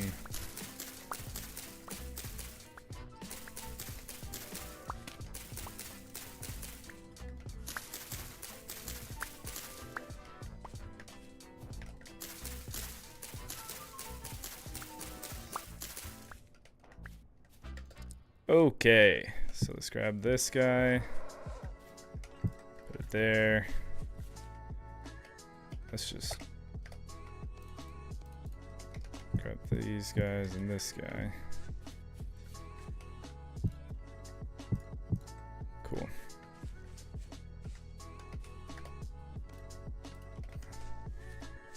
Can you make a bucket? I don't think you can make a bucket without boards either. I can check. Just give me one sec.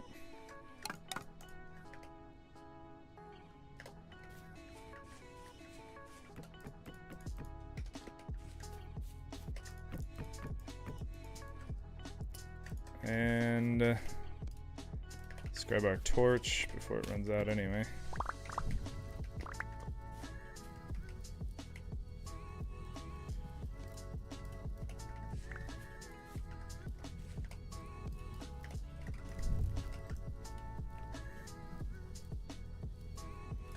Okay, our pit kiln is a go.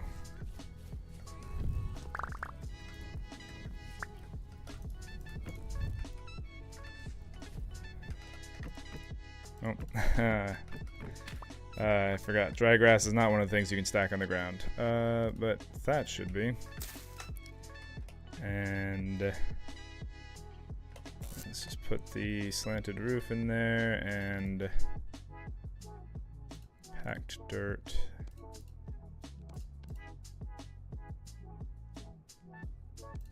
Flax fibers.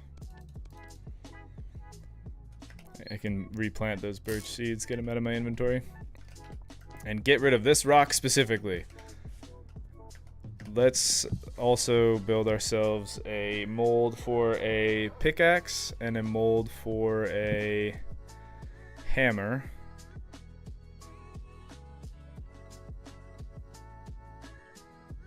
Where's my hammer? Hammer mold. Okay.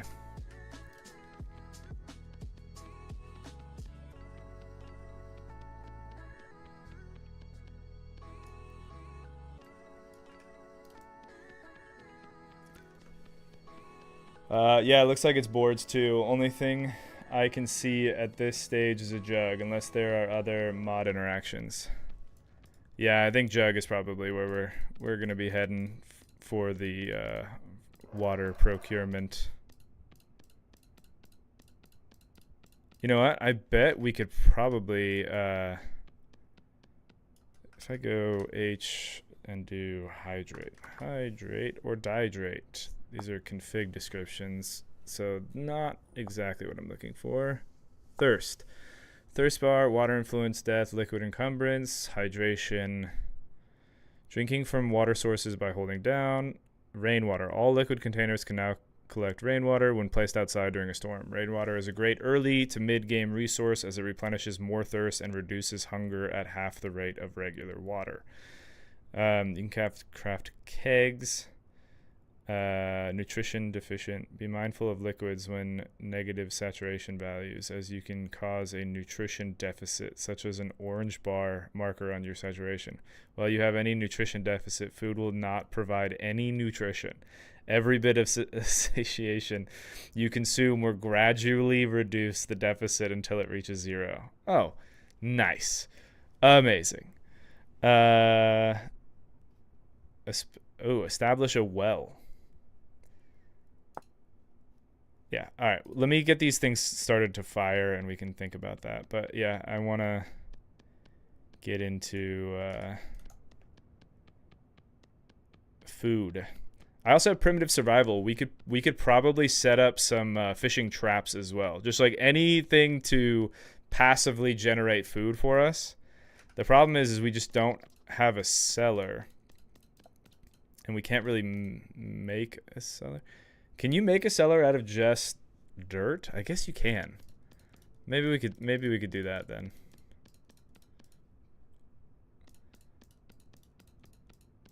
Or just dig down underneath one of these blocks. I know that some people like chisel a block so that way you can kind of like look between the one pixel and then open up a chest underneath and then it counts as a what? Oh, food. Food. This is our last turnip. We're gonna need to get on that. Speaking of get on that, hold on. We lost our music here.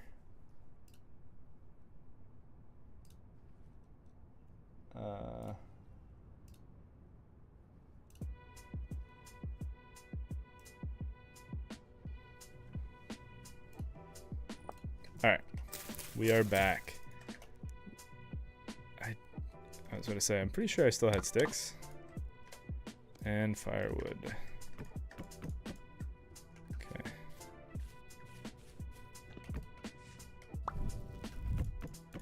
What's so like funny about this game, or like kind of interesting about this game, is I remember when I first played and everything seemed like not necessarily overwhelming, but the amount that you had to learn to like get going felt crazy. And now being able to not that we're moving quickly, we're streaming, so everything is naturally going to be a little bit slower. But the fact that I'm like, oh yeah, just this is what I need. Pop these in there, do this, you make these tools over these tools, like I don't have to read quite as much. This game is very much about like you becoming proficient and understanding like how systems works.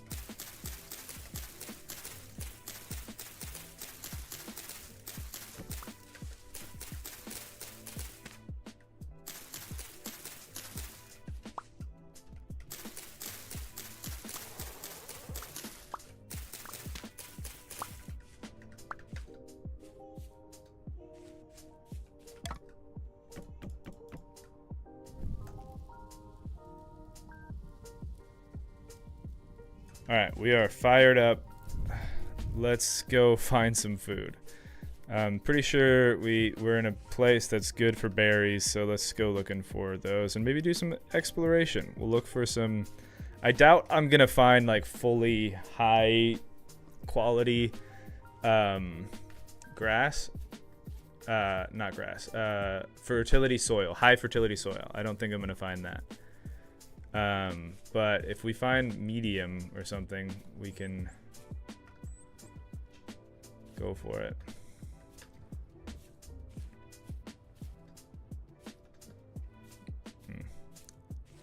What?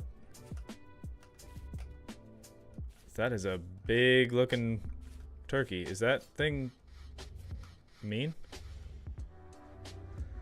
I want to get him. I don't have a butchering hook. I'm playing with the butchering mod. I think that mod is super awesome.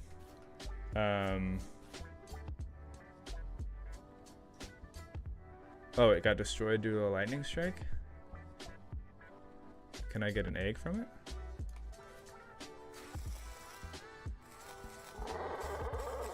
Will that big bird get angry with me? Oh, got sticks. No.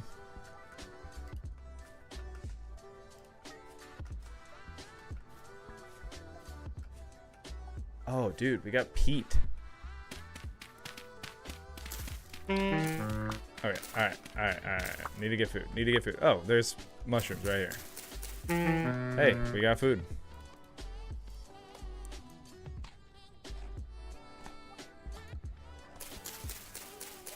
It's great news.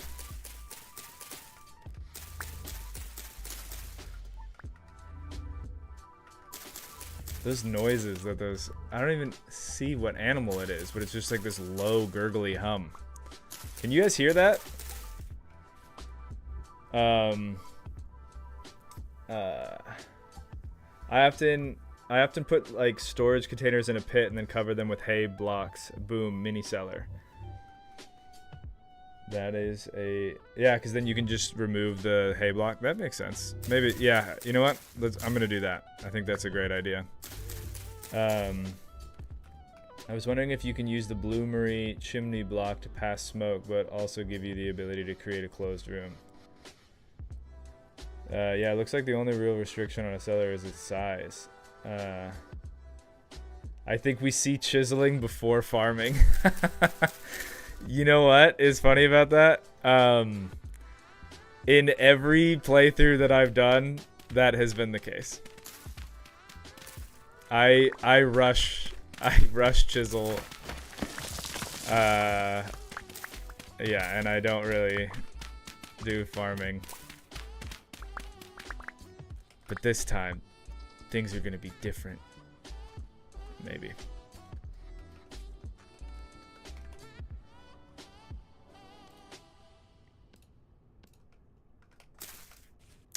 Let's keep on searching and gathering food.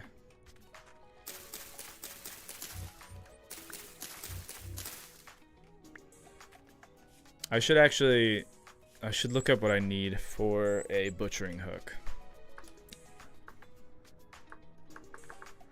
So, I know that like, it's a thing that you make with your flint, right? And goes into this, which I need resin for. Resin, wood, sticks, and that, easy. And then how do I do the... So I just need to get the resin for that. And then the butcher station table. Stones, wood, flint. Oh, okay. Yeah, we can get that going. Easy peas. I do think I want to get the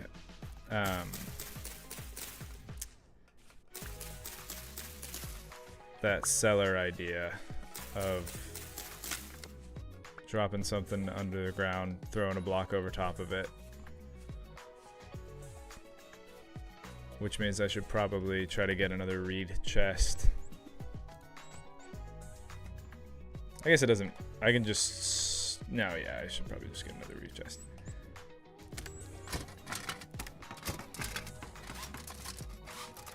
There's that, and this...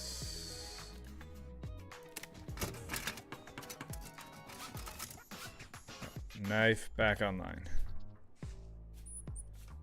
Let's gather some sticks. I want to know if this dryad saddle is good to eat. So if I go like, oh, I think I actually already ate some without even looking at it. Oh, okay. Doesn't say poisonous. So, good.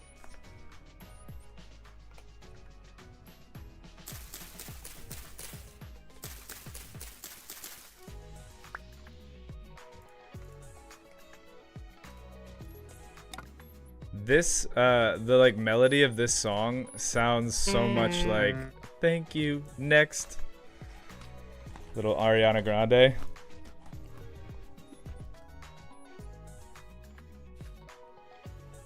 Did that have a zipper sound effect in it? I don't know.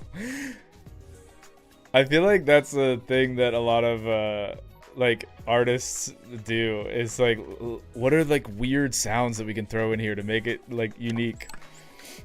I think, wasn't there like an interview where like somebody that works with Billie Eilish was like, yeah, this was the sound of the crosswalk in Australia.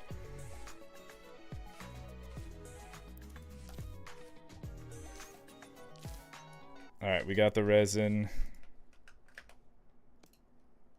which is nice. Can I use this? Use for bait and farmland. Yeah, we'll keep these worms. All right, I think let's, oh, growing, mature. Man, the inventory space is just rough. Sorry, I need to eat stuff anyway, so let's just make sure that this reindeer stuff is all good.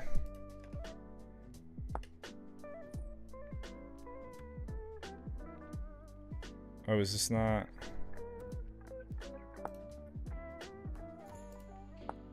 I'm pretty sure people do eat this when they are camping, like if they're really hungry. Oh yeah. You just have to turn it into chopped stuff. Okay. So throw it in there with the knife.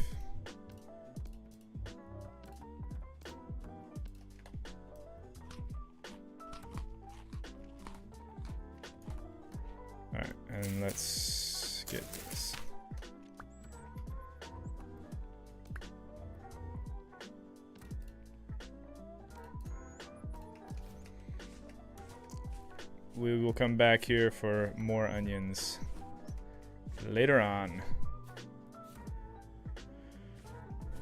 What time is it? It is 5 o'clock, almost 6. Okay, yeah, let's head home. It's gonna get dark soon. Let me grab some more flint to make the butcher station and more sticks, because we always need more of those. And we'll head back. Hey, Mad Mavin. I love your videos. Can't believe I stumbled into this stream. Hey, welcome. Glad you love the videos. Welcome to the stream. We just hanging today. Need to get some hide so you can make some backpacks. Yes, for real, man. Dude, we just pounded those berries. I'm gonna grab some more of those. Why, thank you.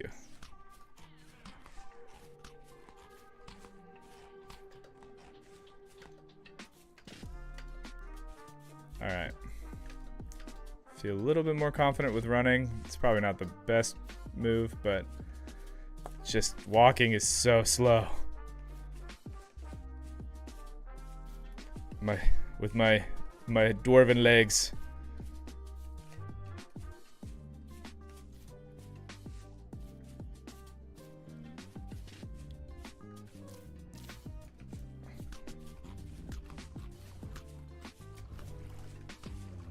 Okay, can we make a reed chest out of anything other than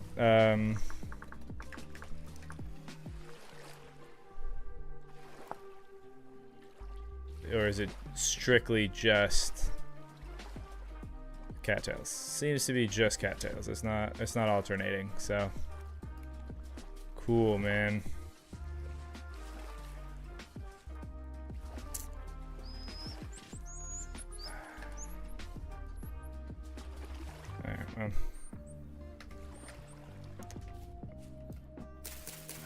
Let's grab what we have available to us.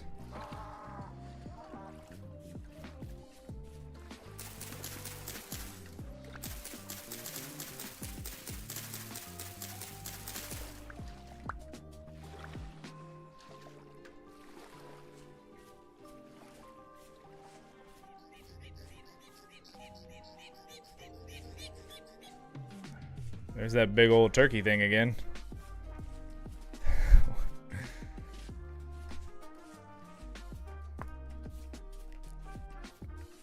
Okay. Hey man, don't worry. I'll be back for you. Just let me build a butcher table and hook and we'll get you. Okay. Let's start with the hooks. These guys, flint hook. That is difficult to see.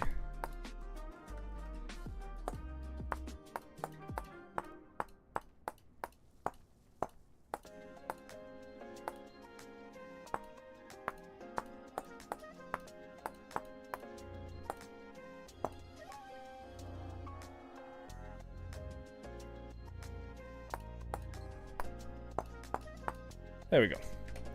We have... They're probably on the ground. Yep, they're on the ground. Let me throw some stuff in a chest or something. I guess we can put the firewood back on the ground, pile it up. And we're gonna use the resin here in just a second. Man, yeah, just inventory is such a problem. And truthfully, it never is not a problem.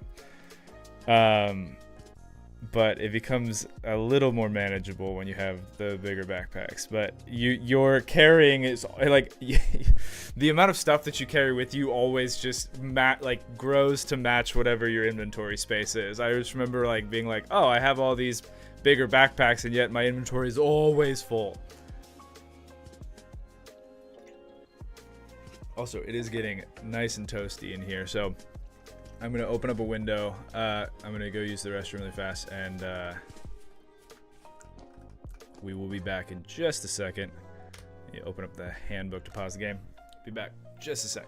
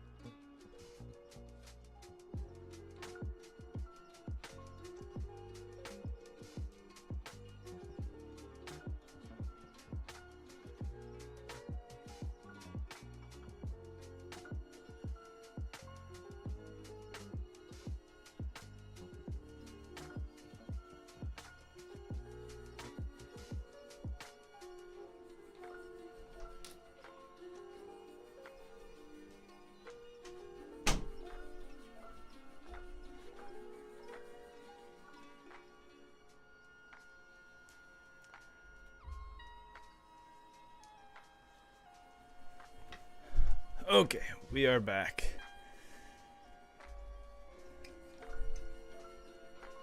Let's get back into it. How's the music volume level, by the way? Is it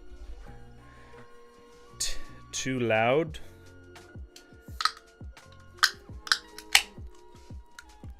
Or are we good? Not sponsored, just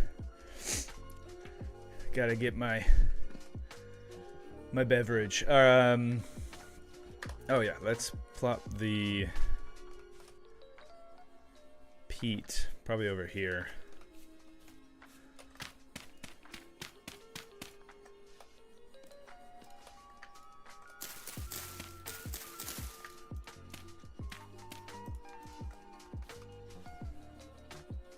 Toasty, must be nice. It's -7 C outside today here. It's actually, I mean, it is not -7 degrees outside, so toasty by comparison to that. But it's actually cooler outside. It's just because inside I have this space heater of a computer, and in this relatively small room, and so it gets really hot really quickly.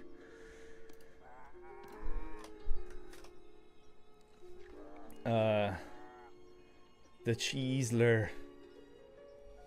Music level's good. Very unobtrusive. Glad to hear it. Gotta get that nice mix.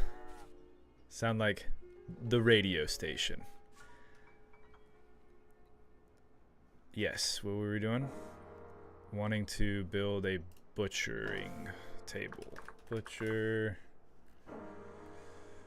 table, primitive, this one. So stone, flint. Oh, I forgot I had this mod.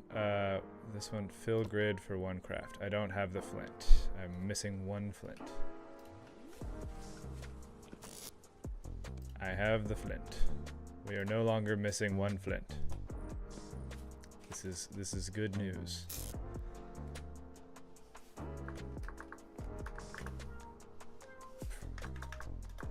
If I knew how to spell, this would be even better news. Okay, we have our table. Let's place it. Let's probably just place it right here.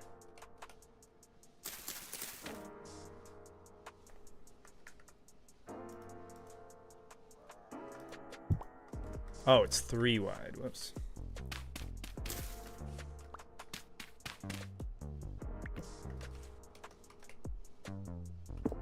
Oh, it consumed my axe and my knife? Ah, I always forget that.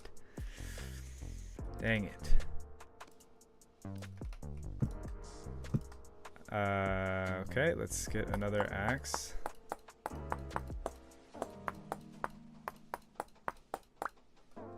And another knife.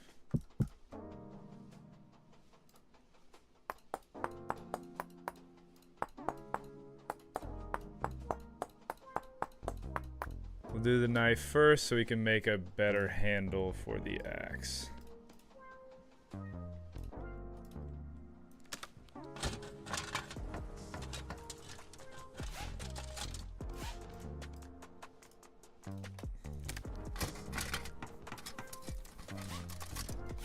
Got our knife back, and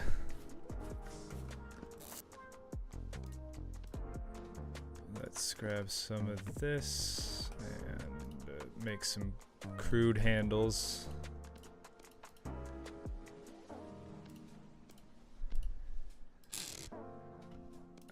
we will put our knife like that, or excuse me, our axe, and we will bind it with dry grass because it's cheaper for the time being.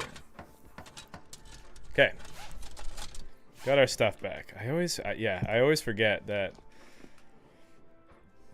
that is the case.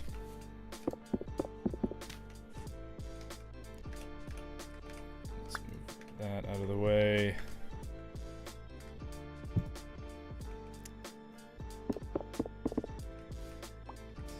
One more time. Nope. One more time.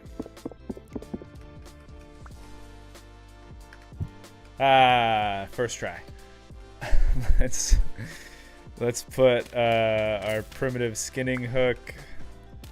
Actually, I'll just put it on that right there.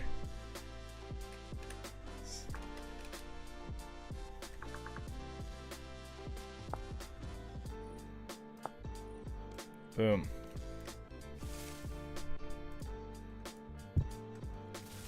Yeah, there we go. So now when we go hunting stuff, we can skin it, and then we can butcher it, and we will get more out of it than if we just left it on the ground. Does that mean we're gonna go after our little turkey here? I think it is. No, we're gonna be responsible. We're gonna build our cellar before we take a life. You have to be able to preserve the food. Don't just waste it. What is... I think it's 10 o'clock. Yeah, we should probably just go. Well, no, if we wake up... Yeah, alright, we'll go to bed.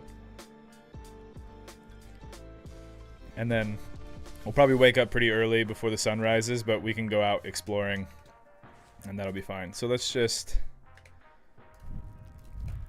take our how much longer until our stuff is done, actually, because this, yeah, not till tomorrow.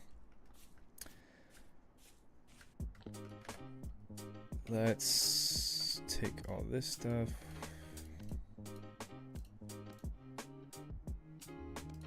I think we could put fibers on the ground.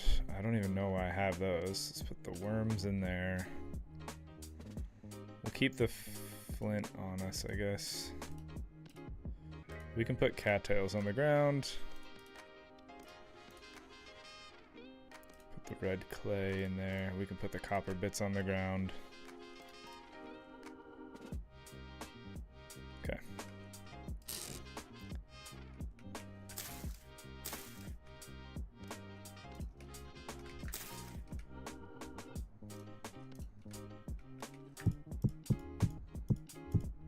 I will say another thing that I'm really excited about.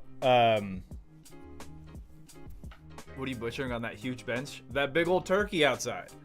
One of the other things I'm really excited about for the new update is the stuff that they've done to like make you be able to put a ton of things on the shelves.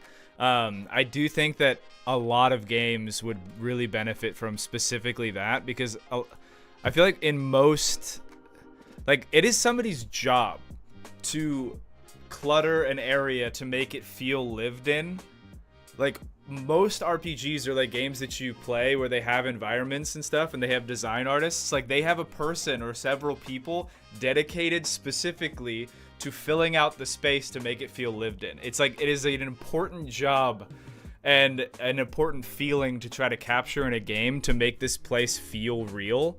And so the fact that in Vintage Story, it's not even just like, it's all of it's usable and it matters, I guess. Like, it's a part of the gameplay rather than just trying to fake like it's real. It actually is real, and it's so very cool. I think I'm gonna take these slanted roofs that I'm not using and disassemble them back into thatch. That will clear up a slot for us in there for things like until I have a cellar, I don't really. We'll put those in there. We'll put the dry grass in. No, I'm gonna keep using those. Put those in the ground. Put those in the ground.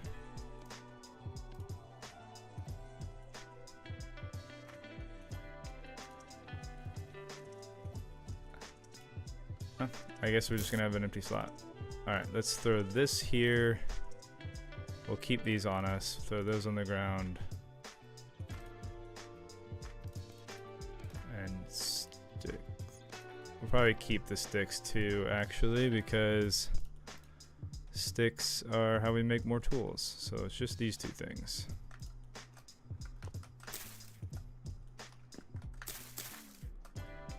Alright, let's head to bed.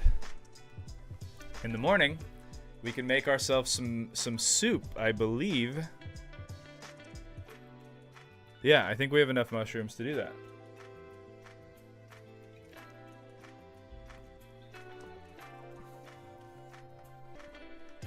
Cool, cool, cool. This should be, yeah, cool. Pottery is done. All right, so we have our crucible, which is great. Let's throw this on the fireplace and let's cook up some food for our journey today. Let's also, I should keep this with me.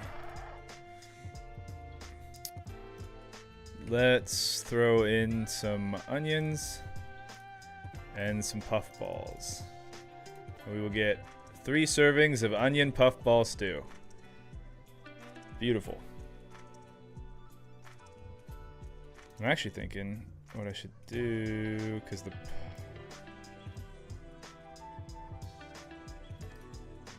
yeah, I'll make a hearty onion puffball stew, because we can.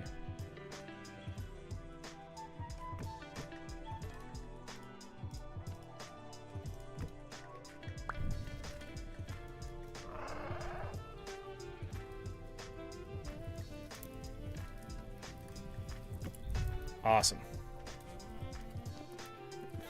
Yeah, and we'll go do some exploring. We're on the lookout for medium to high fertility soil.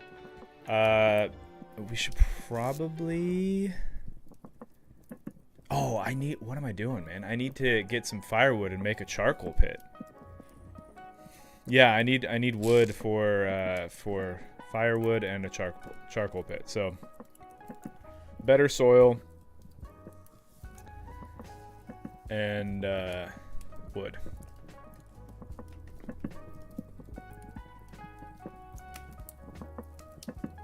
While I'm waiting for that to cook, I should also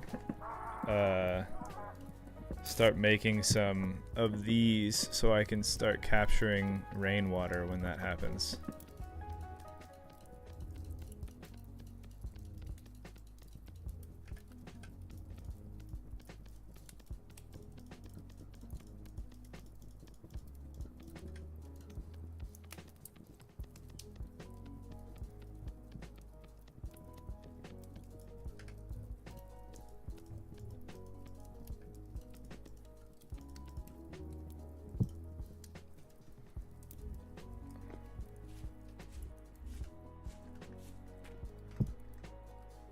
You know what? So I can do multiple at once. Let's just at least get 2. Actually, I can do 4 at once. Let's just do...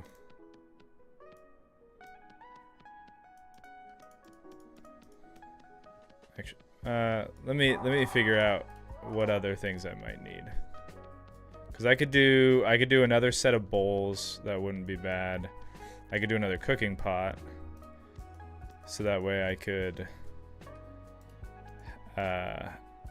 keep a meal in a cooking pot. Why don't I do that? Let's put another cooking pot together and another bowl.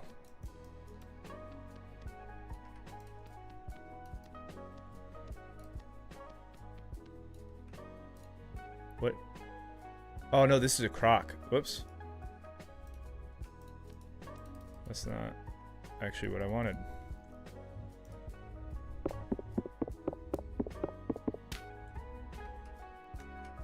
Okay, I didn't want... Yeah, cooking pot. What did I click? Crock pot. Okay.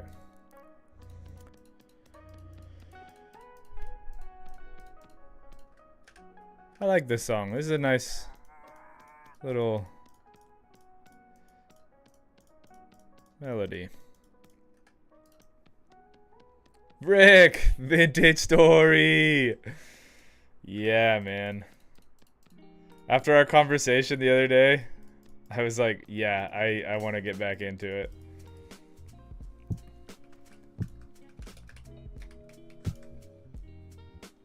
And a bowl. I was telling everybody earlier, Rick, that I never really did any of the farming or cooking, and so you and Luggy were the ones who did that for me. And so in that area, I am definitely lagging behind. I'm also playing with the Hydrate Dihydrate mod. I don't know if you've heard of that one, but it adds in water that you have to worry about as well. I figured that would be up your alley since masochism is up your alley.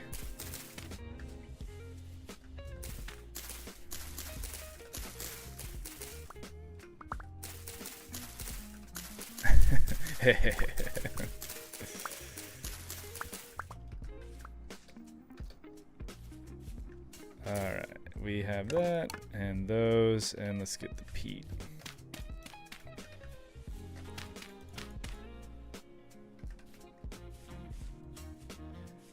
The bummer is that I'm gonna have to... I have this nice new food that we just got, and I'm gonna have to drink out of the dirty pond again, and it's gonna make it so my food is not good. And I'm wondering if I should drink out of the dirty pond beforehand and then use all of this food to get out of the deficit, or if I should eat the food first to try to counteract the deficit. Maybe we won't be in a deficit if I'm having this nice stew. Maybe it won't be that bad. Maybe, or you know what I actually should do now that I'm thinking about it. Rather than drink dirty pond water, I should where did that other... Oh, it went behind it. I should just go find some berries. That's what I really should do, because I can fill up my thirst bar with berries pretty good. Yeah, I'm editing part 2 now at the bit everybody joins the town. Yeah. That's awesome.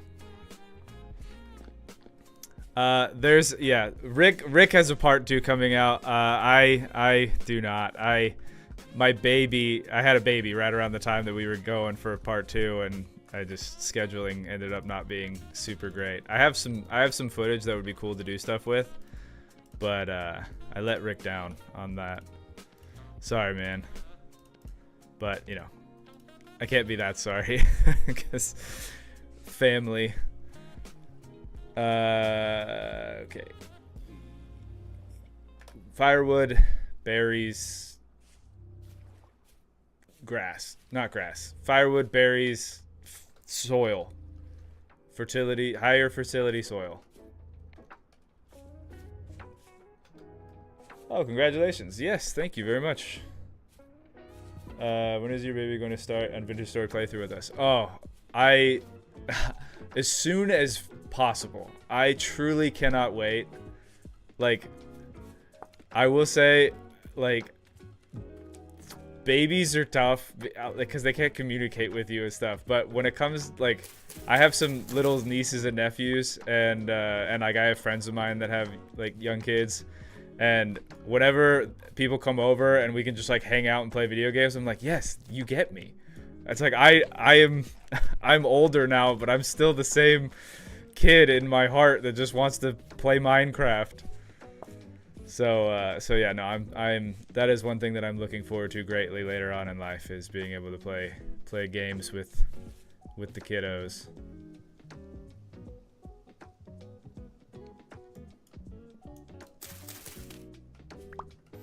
I'm so sad you couldn't join us for the finale. I know, man. I know. You're telling me it's super awesome. Yeah, we'll have to do more stuff. I mean, cause dude, it was so much fun. Like that forge and that tavern. It's like I want to do more stuff like that for sure. Okay, man, these trees are big, dude. I can just cut down like one of these trees and we'll be set for a while.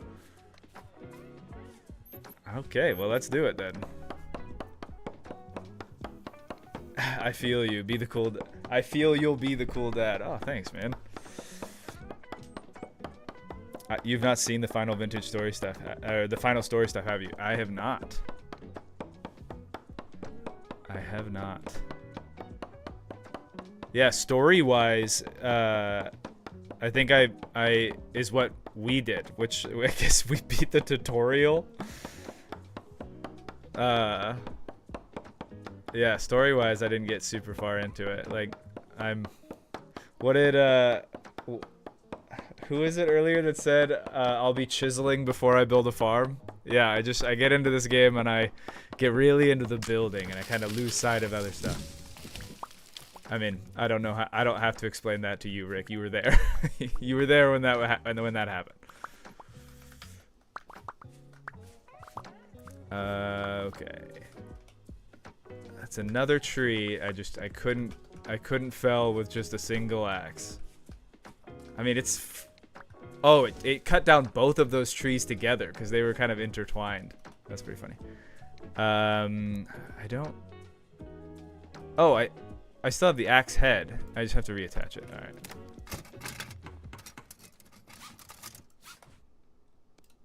Let's get some grass. How's the durability on this thing, though? Sharpness is 0. Durability is okay. All right. Well, let's keep going.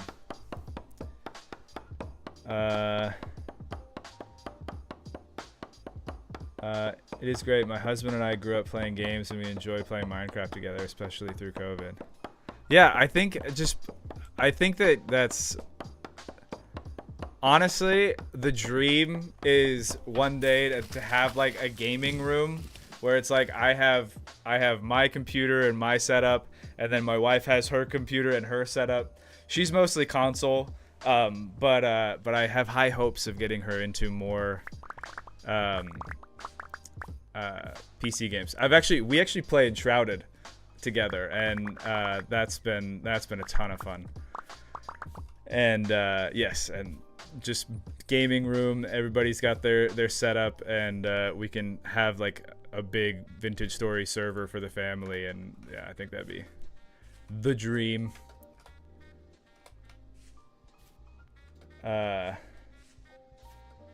This is a really pretty world. What world gen mods did you use? A lot of the flora mods. What are they called? They're like, if you go, so it's kind of funny. If you go to the Vintage Story mods thing and you type in biomes, there is a world gen thing called biomes, and it gives you a suggestion for all of these different world gen things. The funny thing is, I think I actually took the biomes, specifically that mod, off, but I kept all of the other world gen mods that it suggests for you. Because I think that the biomes mod might have had some kind of issue with the other main world gen mod that I used, which was Terra Pretty, and as well as the Rivers mod.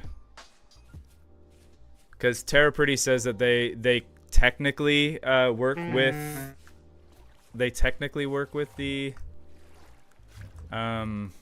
sorry, every time I hear that noise of dying, I lose it a little bit. Yeah, they're not like officially supporting of the Rivers mod, like they don't fully talk to each other, but they can technically work together. So yeah, we added a bunch of flora and then also all of the Stone Age fauna mods as well, which is, I'm pretty sure, how we get this gigantic turkey over there and all of these crazy noises. Hey, good timing, bud. Okay, let's chop some wood here. I should probably get some charcoal burning sooner rather than later, because we did just finish our ceramic molds here. So let me put the seeds down.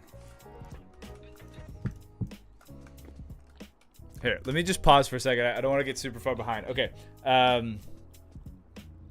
This is really... there's a mod for Stone Age chiseling, Mavin. Oh! I did not see that one. Honestly, it's probably better that I don't get that one, because I will never make it to winter if I am able to chisel like right off the bat. That's like, the fact that chiseling is postponed until after I get to copper is probably a good thing. Rick finished his aqueduct. He'd be proud. He did all that chiseling. I'm excited to see it. You've played Minecraft with the kids during COVID. It was a great bonding time. That's super cool. Set up a little home server and run your own Minecraft server and vintage stories dedicated. I still have my kids' first world when they first started playing. Right? Like, it's almost a weird time capsule. So yeah, like I have a buddy of mine who he has a server, and he said he's only been doing it for like a year and a half, but even still, it's crazy to be able to like hey, let's go.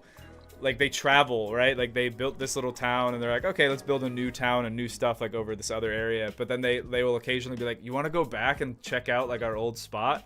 And it's like, this was a year ago that they built this stuff, and it's just kind of fun to look back and go and walk through that. You have to tell me how you get on with biomes. I was going to run it for our playthrough, but thought it was messing with stuff. I think it does mess with some stuff. I would like to run it because the premise behind it makes a lot of sense, of just basically whitelisting the spawn rate of certain plants and animals based off of where you would find them in the real world. That makes a ton of sense.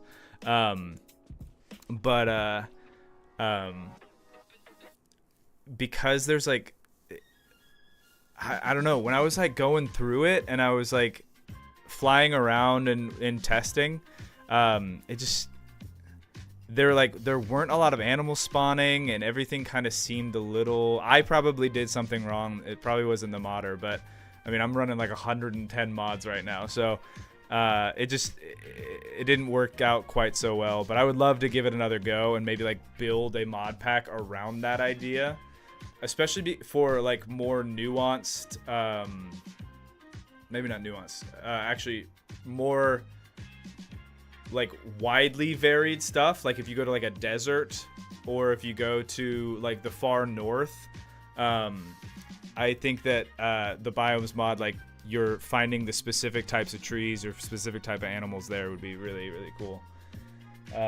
Boil water in your pot. I should have done that. You are absolutely correct. Well, too late now. Okay, I need to just get this charcoal kiln going, and then I can worry about other things. So let's do charcoal. Oh, Rick, the familiar noise. I am playing with block gravity because Even though I hate it, it also does add... What? Man, this guy's like fully moved into my space. He like just he just like plops himself up on the butcher block. He's like, please, please. I don't want to be here anymore. Put me out of my misery.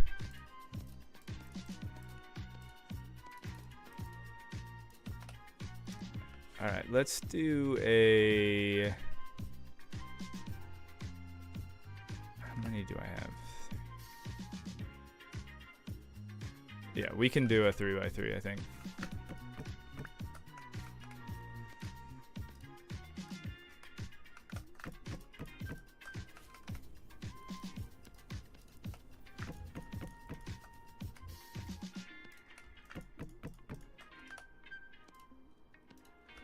Because we still have, yeah, those.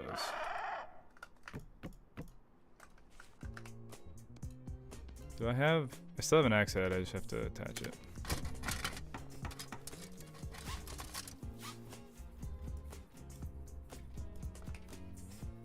What? I've ruined you, dude. Yes. For real. Oh, I guess I didn't finish putting it together? There we go. Well, hey, Rick, if you want me to return the favor, one mod that I think is really cool that it kind of sucks at the beginning, but I mean, so does block gravity. So, is the Toolsmith mod. I think that this one is fire. I think it's really cool because you can, it separates your tools into, your tool head, the tool handle, and the tool binding. And actually a grip. I think there's a fourth thing. You can like put a grip on the tool handle, and depending on the different like the different combinations of stuff that you do, it increases the durability of your tools. And you can also like sharpen them with a grinding stone before the new version of the game comes out. And it makes it so your tools, like you'll have to replace your tool handle more often than you have to replace your tool head, which kind of makes sense if you think about it. But yeah, it's like a cool way that you can build in some deeper mechanics, and it also visually changes your tools.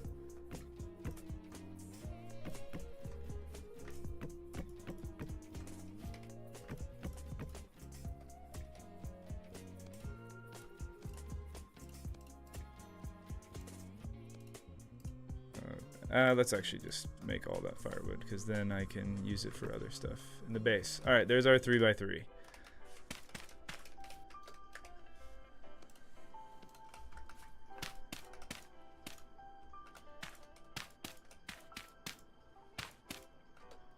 And I'm gonna need one more.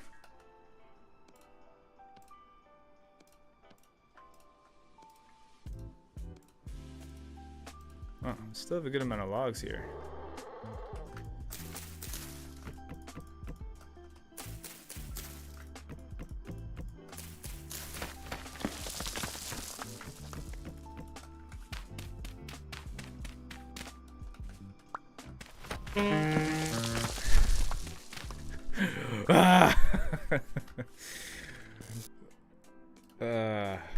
I literally almost yelled Rick just now.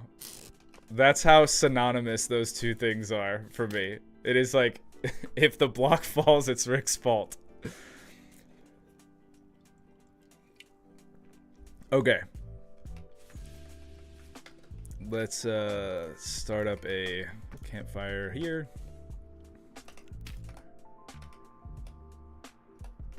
I'm gonna need some of these.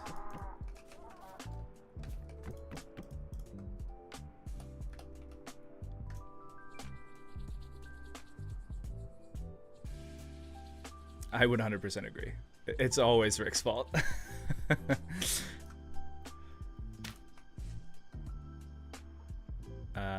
Cool. We are... I'm glad somebody's in agreement.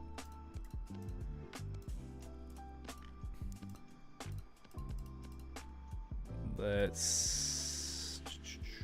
Oh, also Rick, I don't know if you saw, that mod that you sent me with the roofs. This is that mod, and it is so good, man. It's so good.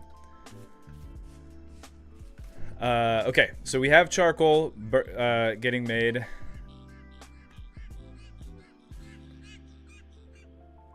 Okay, we have charcoal being made. We got peat. We have our tool molds are done. We could probably make other tool molds. But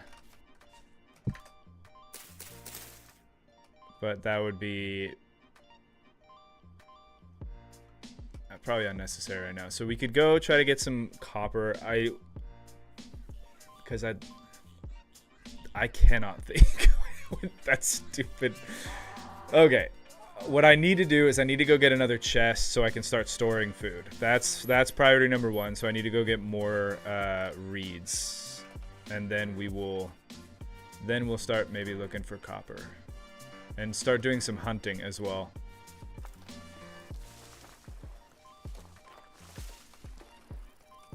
There's our friend there. I just edited the bit where we were heading back for the first time and everyone's dying to soil instability. Yeah. All the cave-ins and stuff. Just that crazy cave that we built in part 1, or the tunnel that we built. Actually, I did add a mod to try to counteract that. I think it's called like pillars. No, it's is it support? It adds these like bigger support beams that are, I don't know, it's like specifically made for like mine shafts and stuff, and it looks really cool, and it gives a like larger area of stability, so you can counteract it and actually like build your way through stuff, which I think is a pretty cool thing. We kind of mess with that with the sticks anyway, but I think this mod does a better job at actually making it feel like you can make progress beyond just like 2 blocks at a time.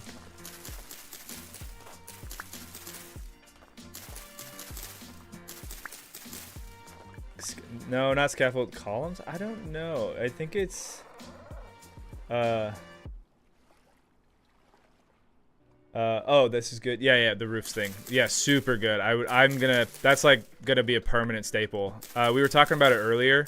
It's really cool because I don't know if the mod author intended it to be this way, but because you kind of build it in 2 stages. First you lay the scaffolding, and then you can like add whatever material to it. By doing it that way, you could have one person that's like dedicated to building out the structure, and then you could have somebody else who might not want to like do the roofs or whatever to be able to just like go get the materials and stuff. So one person can design it, the other person can fill it in.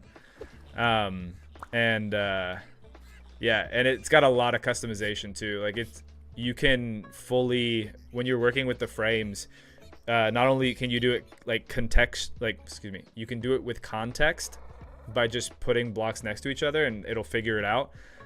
You can also explicitly say, no, I want this block to behave this way, which is something nice because when I was building my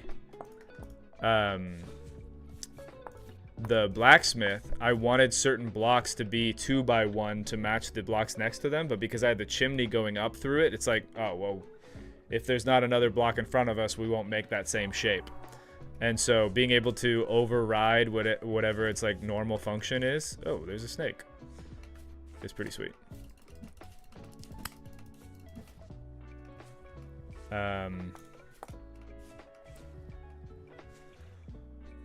Dude, what was I doing? Gathering cattails. I still need more for the baskets.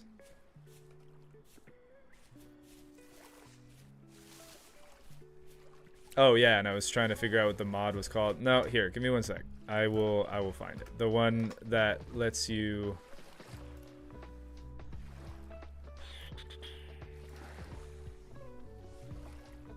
build the larger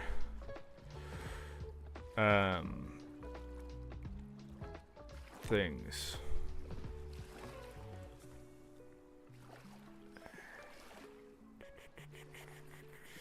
Posts and beams. Adds large wooden beams and posts of varying log types. Posts and beams. Yeah. Wasn't really... It was hiding in plain sight, that one.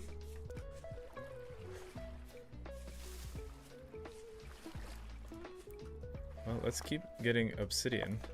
Because they make for great early game tools. I haven't really had to remake tools quite as much as I thought I would have to.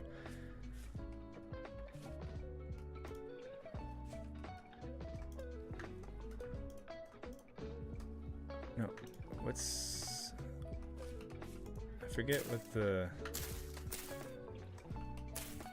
There's a way to do the auto marker without actually breaking the item. I forget. Oh, I'll just put one on myself. This is crops.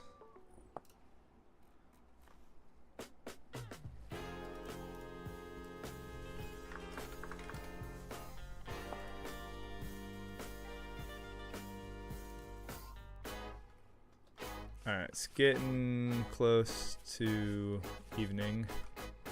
Well, pretty much already there. Ah, dude, look at that! Look at that hunger bar, man. It's rough. How's the rift activity right now? It's calm. All right, I'm gonna go. I see a bunch of cattails over here, so we're just gonna make our way. Since the activity is calm, although I admit I feel a little bad. Hold on, I can't imagine the viewing experience is great right now. Let me try to do something about that.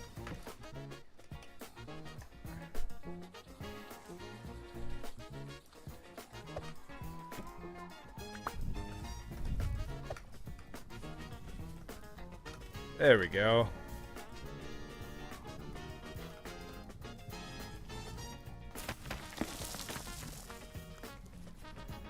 Oh, Rick, here's another one that you might like for like journeys and stuff. It's Salty's Bird's Eye. If you press B, you can get these like really zoomed out, no HUD shots of like a group of people doing stuff. I thought that this one was pretty sweet. And you can adjust to like how far out or zoomed in you are. So I can kind of bring it in a little bit, make it a little bit better. Huh. Ooh, yeah. Oh, and I have specific plans. When I saw this originally, I wasn't even thinking about like cinematic stuff. I was like, that is 100% how I'm going to sail boats. Yeah. Oh, did you know in third person you could press the plus or minus to change zoom? I didn't when that entire time that we were playing. I do know that now. Yeah, it was something that was in that mod's description. It's like, most people don't actually know that you can zoom in and out. And I was like, son of a... Yeah. All right, let's get our cattails here for our dang foolish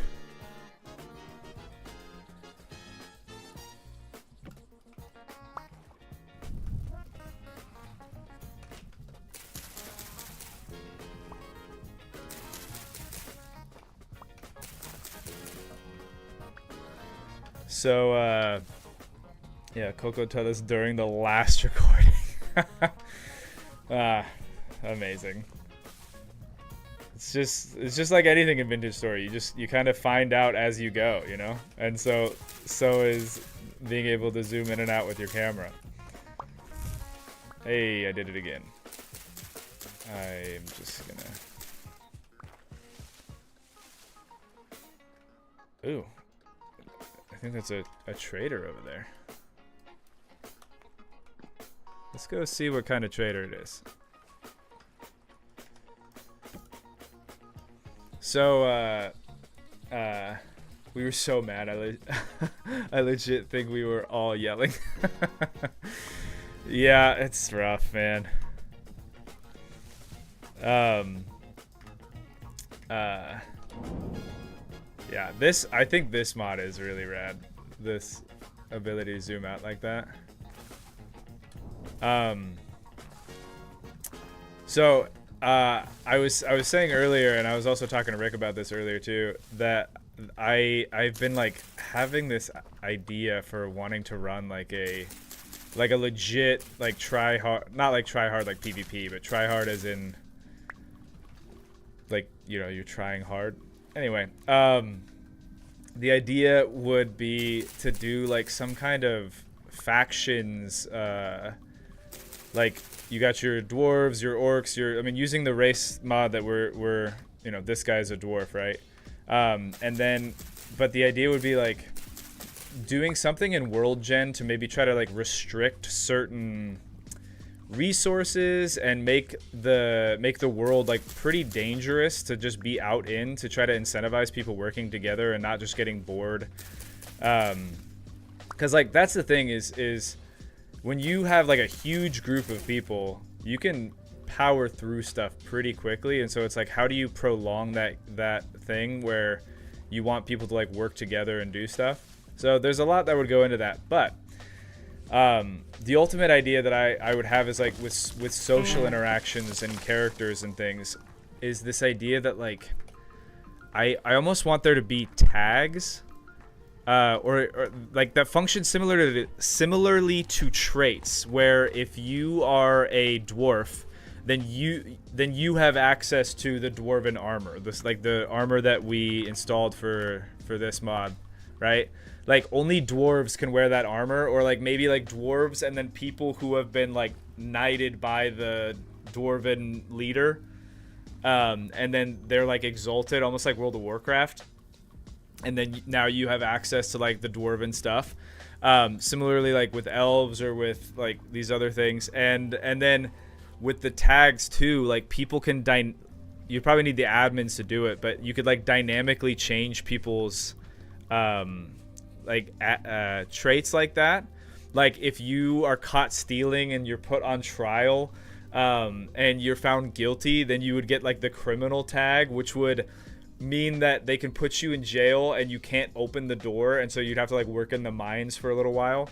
But in addition to that, now having the criminal tag gives you access to certain to certain things that you wouldn't otherwise have. Not to like incentivize people acting against the group, but I think that would be cooler in the sense of like if you're exiled, right?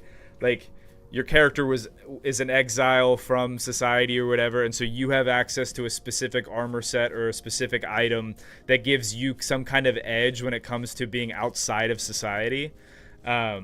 And Rick, that was kind of what I was thinking about with the Devastation mod. Like you have pockets of safe spots where like crops can grow and animals can spawn, but the vast majority of the world is dead, and so exiles or outlanders who work out there can like, I don't know, you could make like a custom mod where outlanders are able to find food in like the rust like things, like they can loot things that other people can't to find like caches for outlanders or something. I don't know. I just think that there's a lot of like cool stuff you could do with that.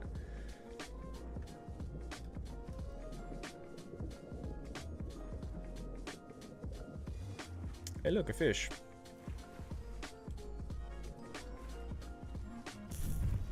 Ah, dang it. I put my torch away and I brought it back out right in time for it to be put out.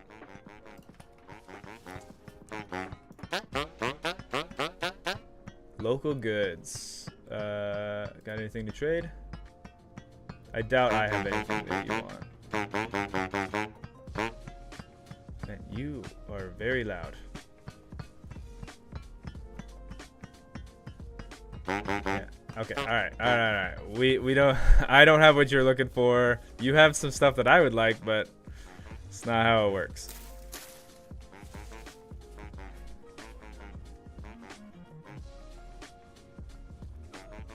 I need to get a move on because the mod is public, so someone is gonna do something if I don't. I don't think. I mean, you're probably right, but I also like. Wait, did you commission that mod? Or is this just a mod that you found?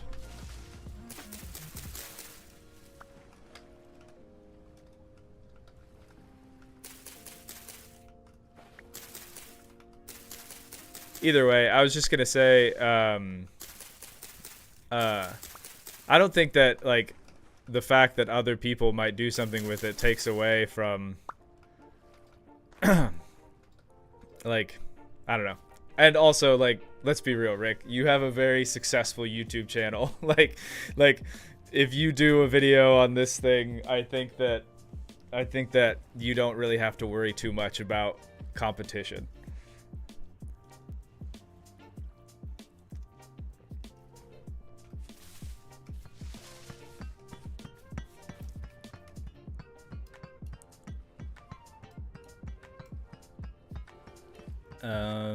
Okay, well, I got the reeds that I needed.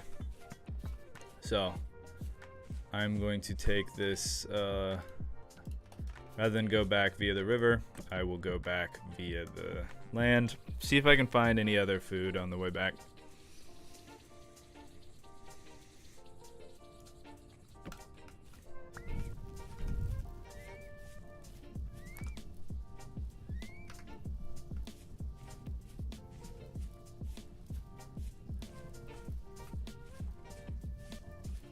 Oh, wow. Well, okay. Am I gonna... I have... Oh, I forgot. I have my bowl of food that I made. Nice. Yeah, let's get all these cattails that I just stumbled across here. Sorry, it's gonna be dark for a sec because I don't want to have to keep relighting this torch.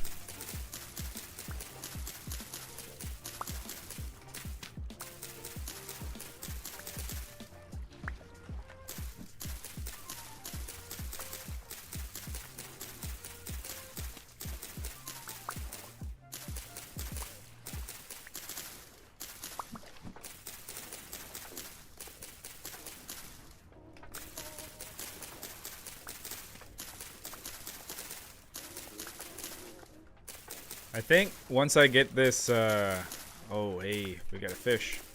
Once I get this basket, I'll probably have enough to build a couple baskets, actually. And we'll do our little, underground, small, like temporary cellar setup. We can start hunting. Specifically that big old turkey thing.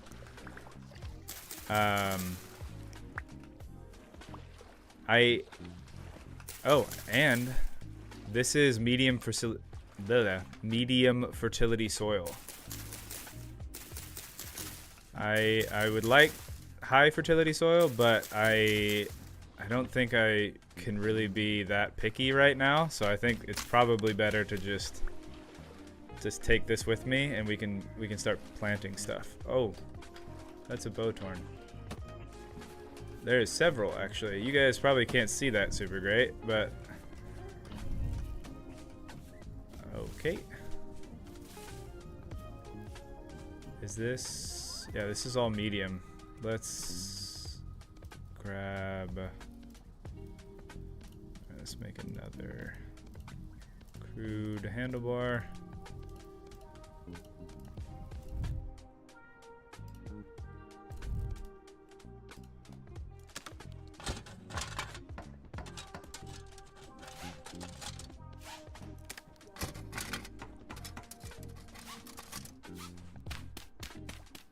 Yeah, I think I'm just gonna take this medium soil, so that way we do not prove. I forget who said it, but somebody was saying that I'll have a chisel before I have a farm. I am specifically doing this so that way I can prove that one wrong. I think it was Flop.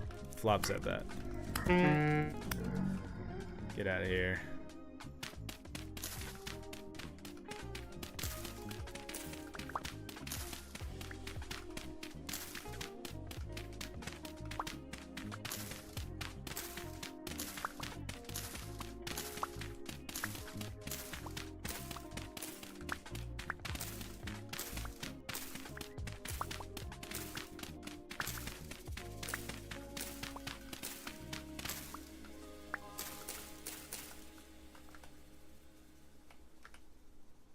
That's probably I definitely do not have 40 seeds, so that's fine for now. All right, let's head over this way.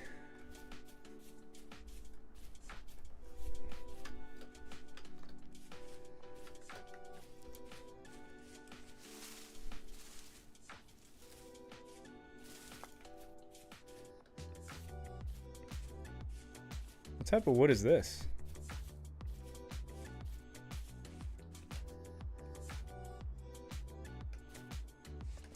Tatara wood? That's cool.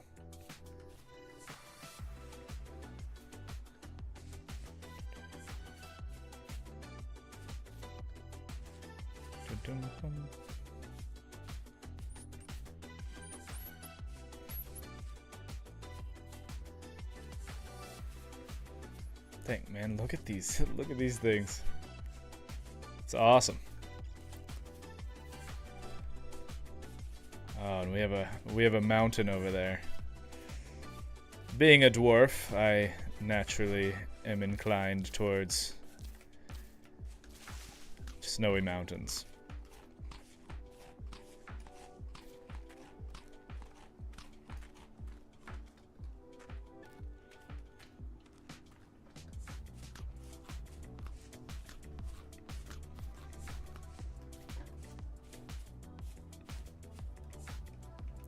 Oh man, look at all them fish. Yeah, I should, in addition to hunting, I should set up some fish traps.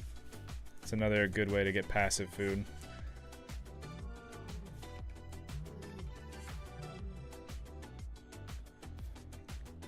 Oh, and you know what? There's one of the other, of the 110 plus mods that I have, making a walking stick would actually be pretty nice. Is there like a really low level one? Because these walking sticks make it so you don't have to continue. Yeah, crude walking stick. You don't have to jump when you want to just like walk up a block. Yes, we can make one.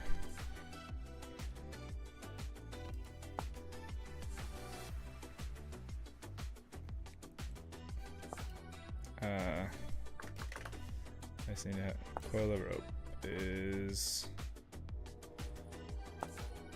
There we go. And then I wanted a crude walking stick.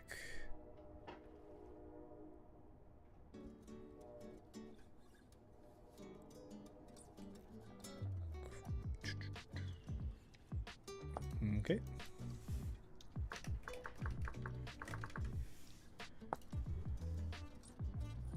Sweet. Okay, so now I should be able to just... Yes! Thank you, Rick. Just kidding. Yeah, but theoretically... Yeah. Okay, it only works when you're walking, apparently. It's a walking stick, not a running stick, so... But when you're going around climbing up these little hills and stuff, it's nice to not just have to press spacebar 1,000 times. I also think that the walking sticks make it so you consume less food while you're kind of walking longer distances. They're made for travel. What is that? Lead.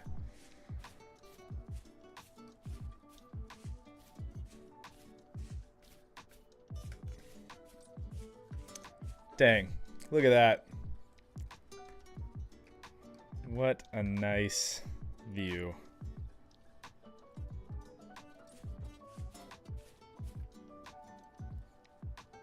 We got a nice little spot here.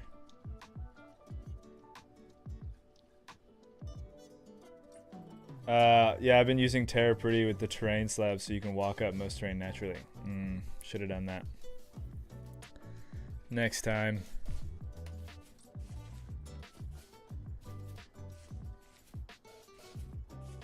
Yeah, that sounds actually super nice. I wish I would have known that before, because I would have to regenerate the world. But, oh well.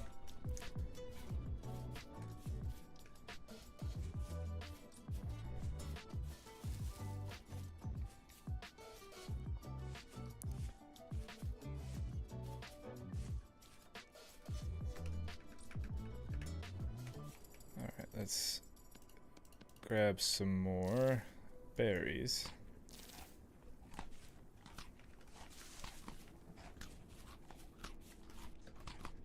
Did we go? Yeah, we went to high rift activity pretty quickly.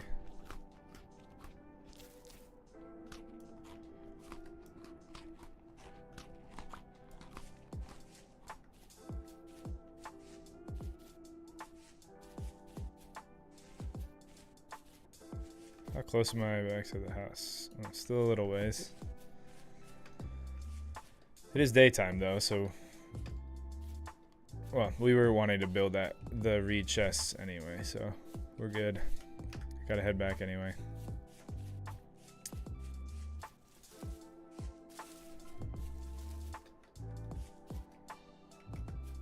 Man, yeah, I think I really lucked out here with all this obsidian.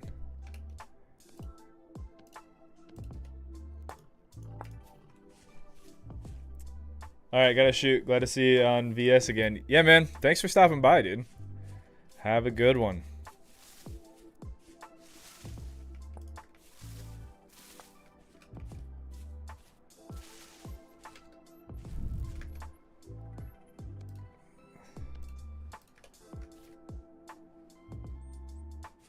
Thank you for more Vintage Story.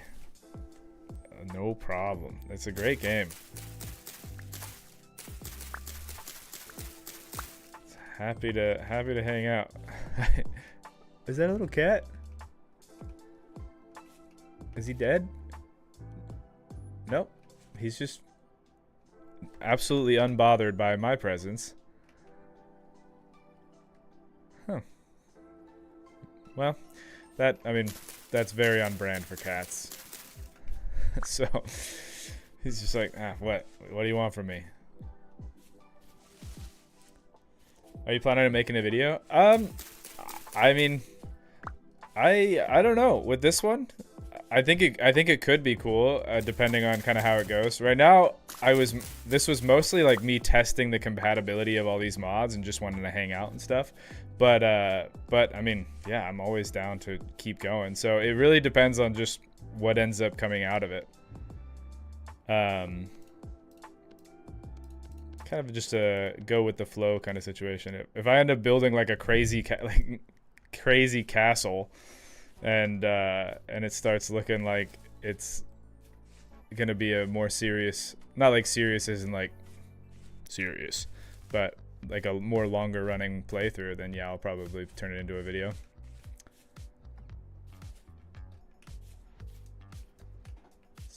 Okay, let's get our chests together. Sweet.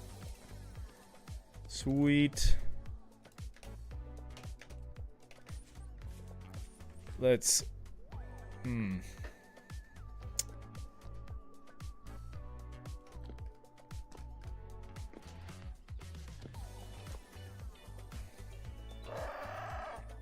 Yeah, man, I'm coming for you. Don't you worry. Let's rather indecisive right now. Let's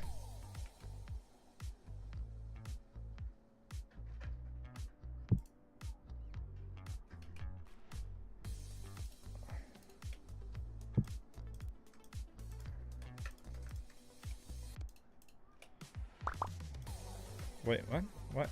Just let me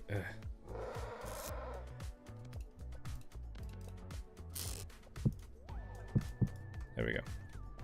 Where'd the bowl go? Oh, I already put it there.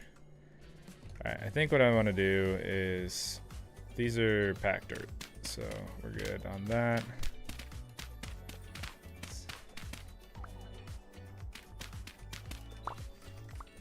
Okay, we're going to put... I doubt... Honestly, I probably don't need 2, because I doubt I'm going to have enough for that. So let's put the cranberries. No, we'll keep those because you can't cook those. So let's put the onion in there and the puff balls in there, and then yeah, I'll close that back up. like that.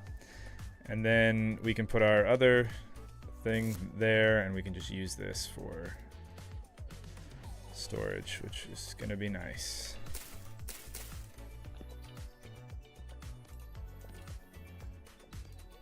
Grass, keep those on us. Keep a walking stick, our sticks.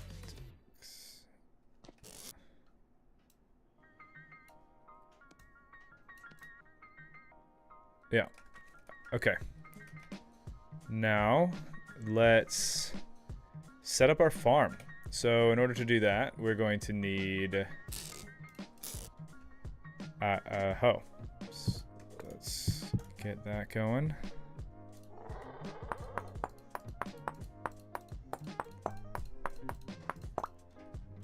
And let's turn these into crude handles.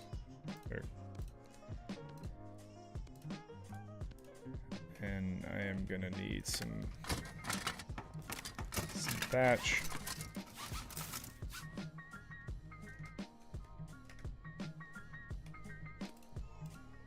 Oh, I guess I always forget which one I can and cannot use for the binding.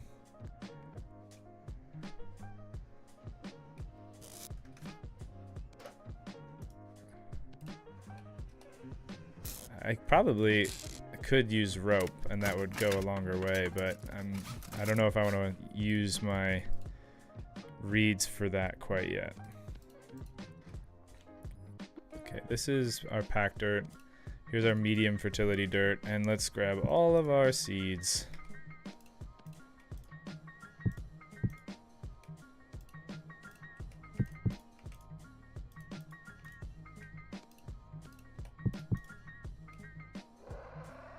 Which is 7 seeds. It is time.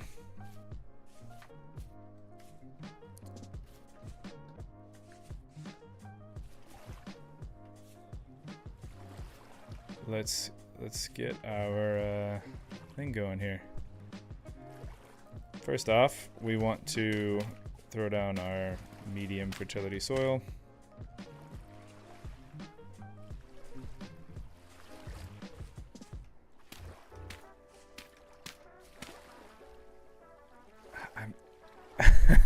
Again, I cannot emphasize this enough. On our long-running server, I was not the farmer, so I don't know what the meta is for farm stuff. Game mechanics, farming. It ain't much, but it's honest work. When you found several seeds and found a place to settle down, it's time to start farming. There are several factors that play out. Fertility, moisture. Crops need moisture. Plant crops within 3 blocks of water will help them maintain good moisture levels. If you use a watering can or natural stuff, planting. Okay, so just within 3 blocks.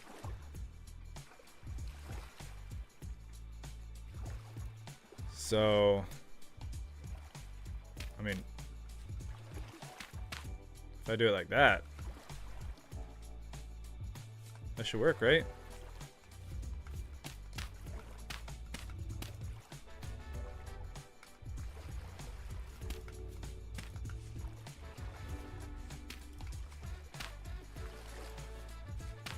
I mean,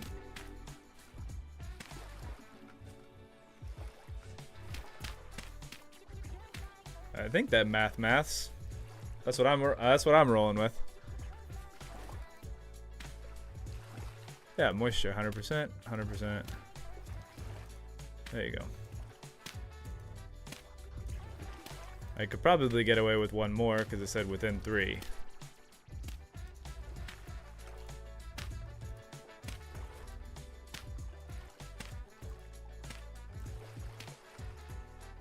I don't know why I'm going to town as if I have that many more seeds. I do not have. Okay, we'll do, this is going to be our turnips.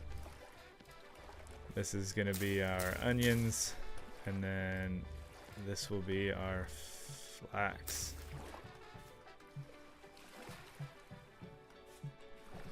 Sweet. Nope. No, no. No. Go away.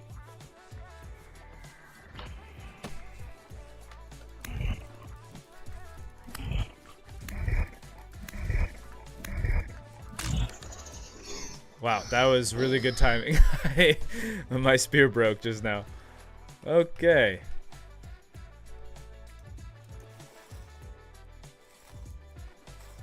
Oh, cool. A bow and arrow. Not a bow and arrow, a bone arrow. Alright, let's get another spear here.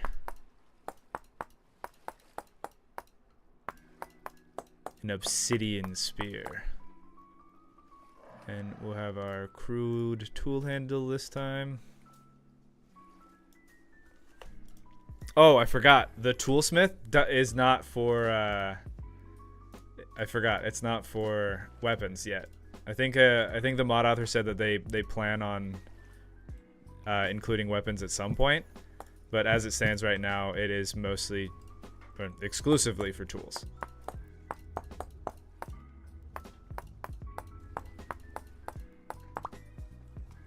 Which is a little bit of a bummer because I do think that being able to like fully customize your weapons would be pretty sweet. To be honest with you, the reason I like playing with the toolsmith mod isn't for the improved durability that it adds. That is a plus for sure, but it was when I found out that like the type of handle changes the way that it I mean, everything changes the way that it looks. Like all of your bindings like have visual components. You can give it like the type of wood that you use for the handle changes like the way it looks, and if you polish it, and it's the idea of the customization that it offers is what is intriguing most to me.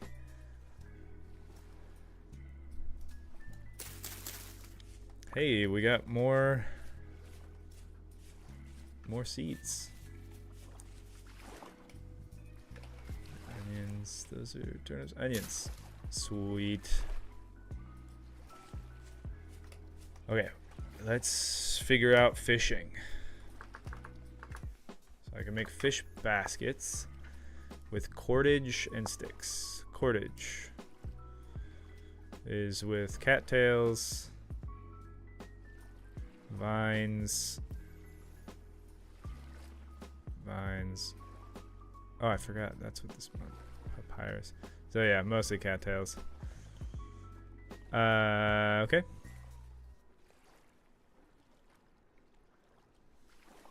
And for the baskets, place this in the water with open water all around it to catch something. I mean, that sounds pretty nice. Doesn't seem like I need to bait it or anything. Seems like a good use of cattails. Not gonna lie. So we'll give that a go.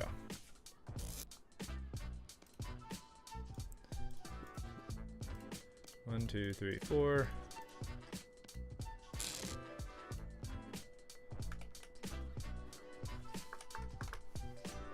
Fish basket. Boom.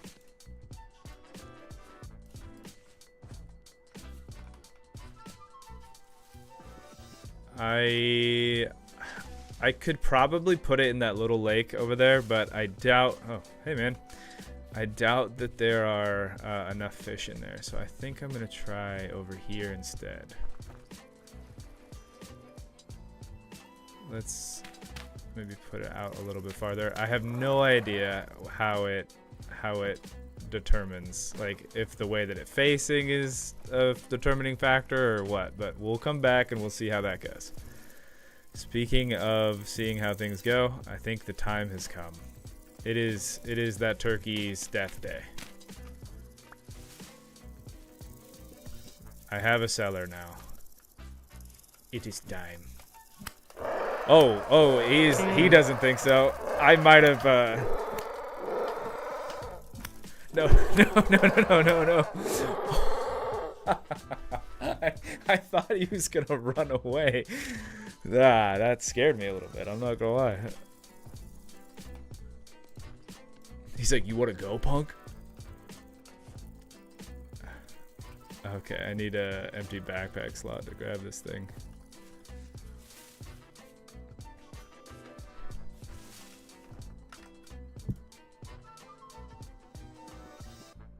That's the model for the okay. Oh, it's because it's added from a different mod. The butchering mod I think is for vanilla creatures. I mean, obviously it's for vanilla creatures, so that's pretty funny. But you know, I'll take it.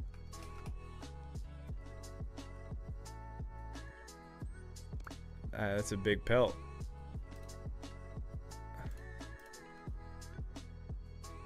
Let's go get my other thing back. There it is. I wonder what I can do with this this thing. Oh, I can turn it into a huge. It turns into a huge pelt. Whoa, that's nuts, man. That actually will probably be pretty nice, because if I turn it into an actual like pelt, we can use it for well, a lot of things, but the main one I'm thinking about right now is the fur coats, because usually I'm almost done with winter by the time that I actually have something that looks remotely like winter gear. So yeah, man, let's turn that into a. It gives me 2 huge raw hide. That is crazy, actually.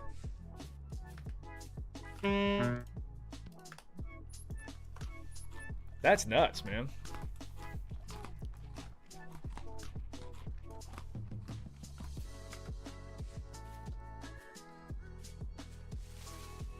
Alright, we still got time for that. Yeah, okay, well, I'm gonna have to. How do I. Does it require more? Because it's a huge belt? I want to turn it into oiled hide. Yeah, I need 2 lumps of fat. I might get more. If once I actually butcher this. That was just from skinning it. Man, I wonder how much meat we're gonna get off this thing. 2 huge hides? Wow. Okay, well, that's pretty rad. It's also a ton of feathers. I mean, it was a big turkey. Big old turkey.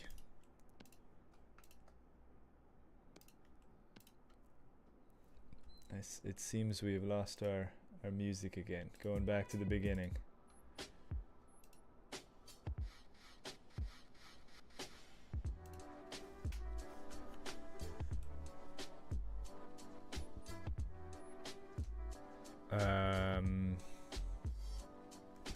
Yeah, I think I'm going to grab some of the mushrooms here, and we will make some food with it.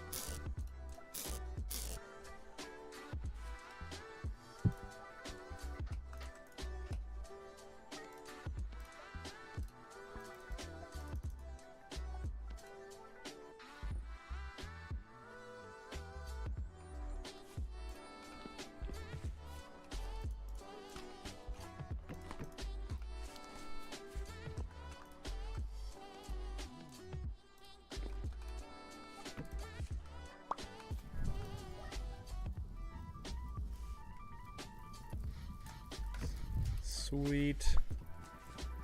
And we will put that back in there.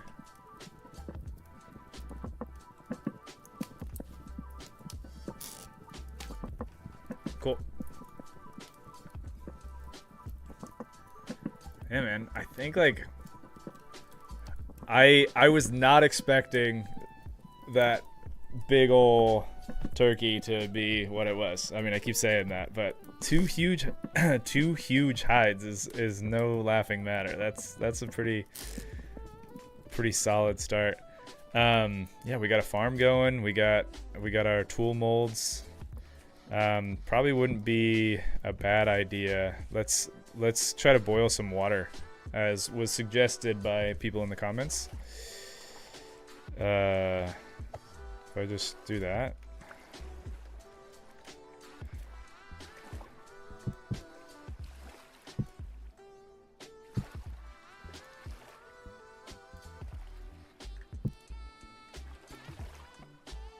I don't want me to drink the water out of the thing, because I don't want to deal with the negative consequences of it. So I don't know why. I might have to look that up a little bit later.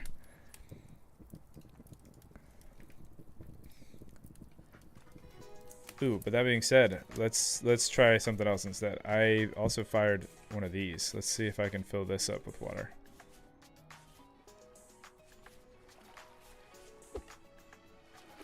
Don't know if that's how that works. 3 liters of water. Okay, now let's head back in here. Let's swap out that for that. And let's see about getting water in here.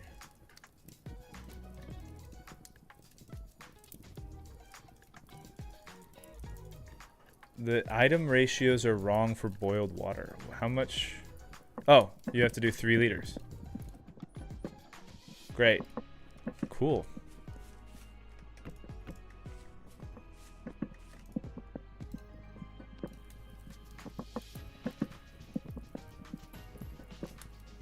Yeah. We are moving and grooving now. We got boiled water. We got some stew.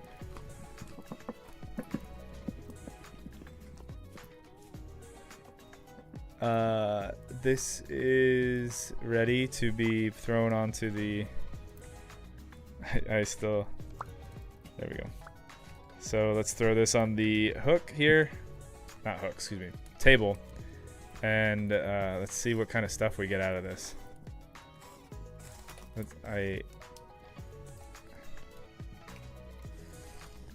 So I don't have any fat, any meat, anything on me right now. We're carving this up and we're gonna see what all we get out of it.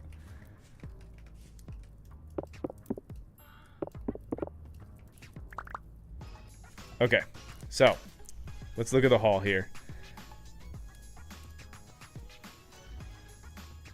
Mavin is too good for GRD water. Yeah, we are now. We weren't at the beginning, but we sure are now. Strong bone. We got I think these ones can actually be turned into arrowheads. What about the other ones? I think these ones can be turned into other stuff. Walking stick, fish hooks, flute. I thought it was... Yeah, you can turn it into a knife with a really low attack power. Oops. You can turn it into an axe. What?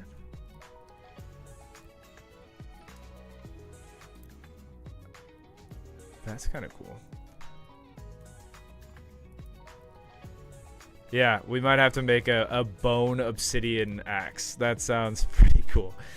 So we got 6 raw poultry, 6 red meat, and then 6 bones.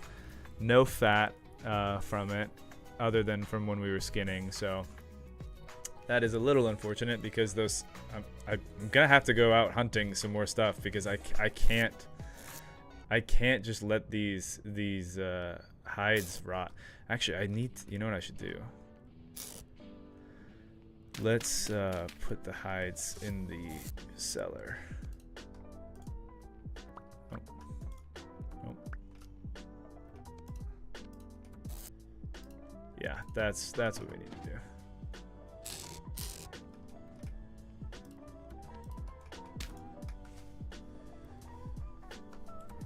See you TNT Craft. Thanks for stopping by.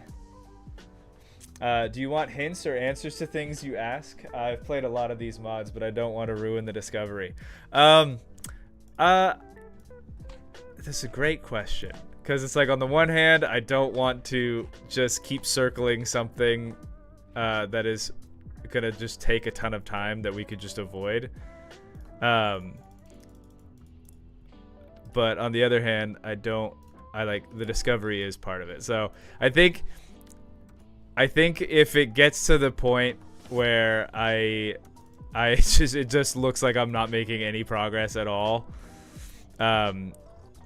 then I will try to ask, or you can, at that point, you're like, okay, this guy just needs a little nudge in the right direction.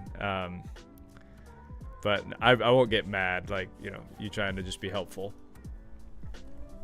But actually, that's a great point. TNT Graph probably is already gone, but we're getting about to closing time here.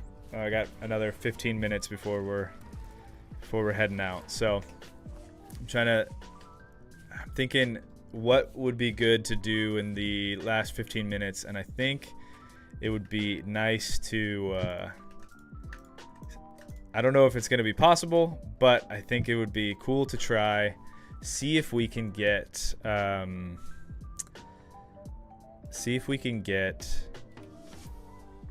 our native copper, so we can start maybe working towards getting some metal. I think that that's kind of where we're at. I feel like we've made some pretty good progress here, so I'm going to do that. We'll grab berries and stuff while we're out, so that'll be good for food. Let's see what else I want to leave here. We'll leave the soil, obviously. That.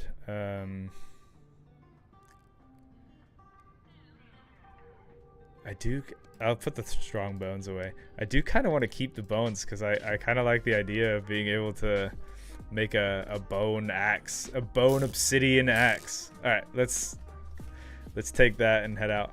I should also mark on the map my base. It's kind of easy to see, but let's do it anyway. Home. Nice green. There we go. Now the question is, where do we think we will find copper bits that will stand out in a major way? I imagine over here it will probably be on areas where there's not a lot of forest. I think you'll be able to see them better. So let's do that.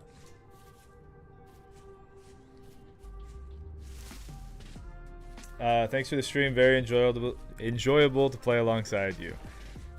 Thanks for stopping by. I'm glad that you enjoyed it. I did too. It's always fun to just kind of hang out. Oh, thanks, man. Appreciate it. Looking forward to more. Thank you for the donation. That's very kind. Hey, look at this. We got some stuff. I put away all of the soil that I would have used to mark it. Let's do that. Pack dirt. Okay.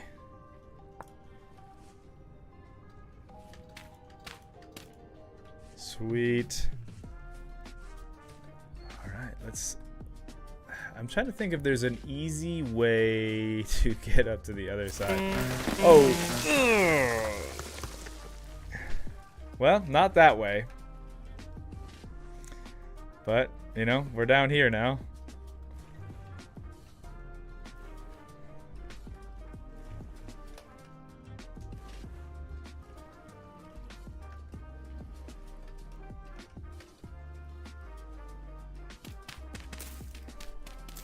I'm hopeful that with the rock it won't, fall over. All right, we are on the other side.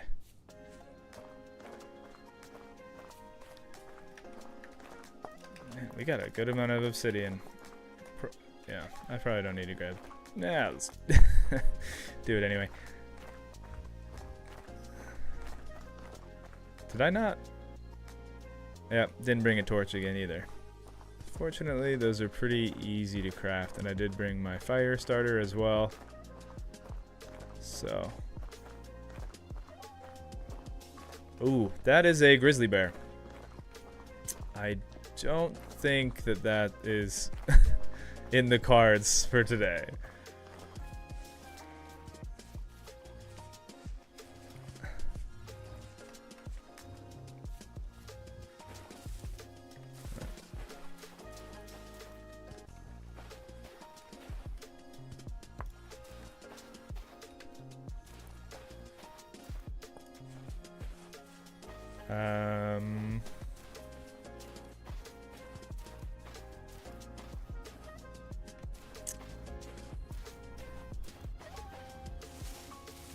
You know what? One thing I could maybe do. I mean, not in the time that we have allotted left. I doubt we'll be able to get that far into it. But I've actually never done. I've never done panning either in the game. I've only ever mined the ore and found like surface patches and stuff. From what I understand, it is not the most riveting gameplay. But it's a new experience. It could be cool, or it could be very not cool and really tedious.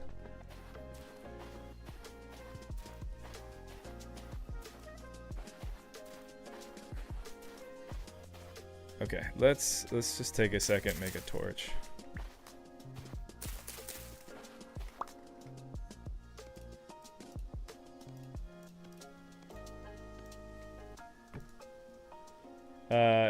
You totally have time. It's not the most riveting, but that's okay. Tell a story. Is it, I guess, what all do you need to do to start panning? Probably just a pan, most likely, I'd imagine. If I was to wager a guess, I think a pan. Let's see. Panning for ore and more. Panning allows the player to obtain small quantities of copper and a few other types of nuggets, as well as other items. It is a useful way to obtain copper nuggets in the early game if you are not finding enough through exploring. All the player needs is a wooden pan, water to stand in, and either sand, gravel, or bony soil. I'm pretty sure this is sand that I'm standing on right now. Simply stand in the water, right click. Oh, wow, okay, so super easy. So I literally could do it right. I just need a piece of wood. Okay, well, yeah, you are absolutely correct. We do have time to get a single piece of wood. Let's give it a go. Let's see what happens here.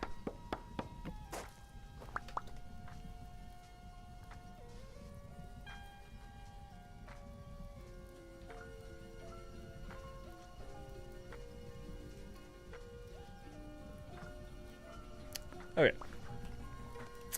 So, what was the recipe? Not that. That. A wooden pan. It's just that simple. Okay. And if we just go over to the water here. Now, the question is, does the sand actually get, like, is the water... Well, sure enough. All right, let's try it. Ah, the torch. Hold on. Let me put the torch down on the ground. Okay. So now you just...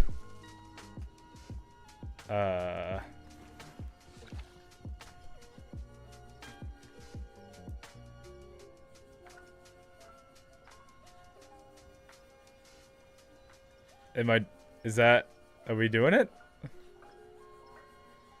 Or am I getting like interrupted because the physics is being weird? Oh, there we go. So, I don't think I got anything. Ouch!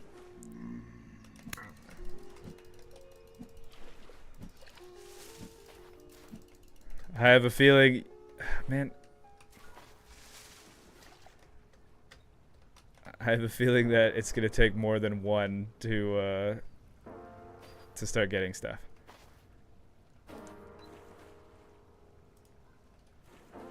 It may have been a while. Hold on, 1 second. Okay. Hey Matt, been a while. I sadly haven't been able to catch the latest streams. Hope you've been doing well. Yeah, I've been doing well. Thanks for stopping by. Hope you have been doing good as well. I'm seeing a trend with the panning here.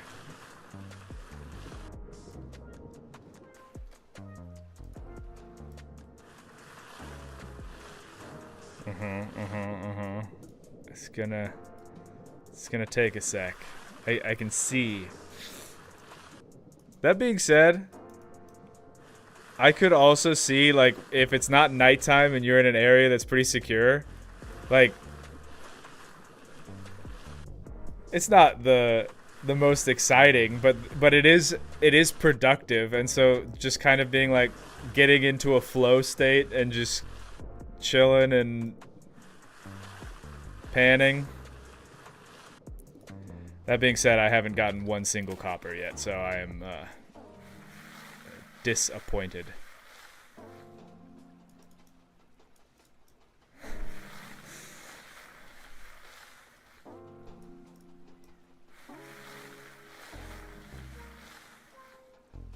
Hey, there we go. We got a nugget. Gotta make cornbread. Keep up the streams. Be blessed. Belated congrats on your baby. Hey, thanks so much. Good luck with the cornbread. That sounds very yummy. I could go for some of that right now. It is about dinner time.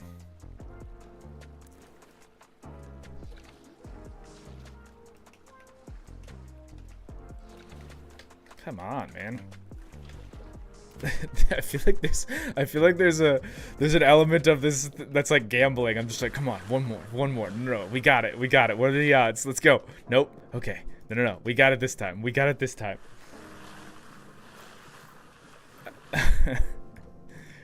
We got it. No. This time for real. This time for sure. I can feel it. No, and by that I meant this time. It's hard to see what I tell you. Yeah, that is nonsense. Oh, I don't have to be standing in it. I thought I had to be. I'm not standing in the water, but it let me pan. Was that just a glitch? Yeah. You know what? I'm glad I did it. Oh, hey, I got a rusty gear at one point. Oh, and okay. Okay, hold on. I will say, I did not expect to get some zinc, because the entire time that Rick and I were playing, I don't think we ever, maybe at some point we did, but like for the vast majority of the time, we were looking for a deposit of zinc and we couldn't find one. So, not the most exciting, but also intriguing. I thought it was, based off the reading, mostly just copper, and I thought I was not really getting anything. Nope. Probably should have brought that torch with me, huh?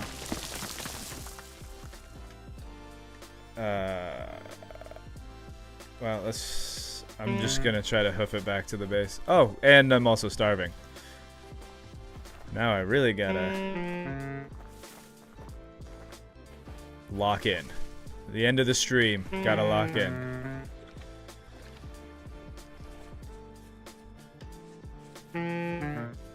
I can see our base from here.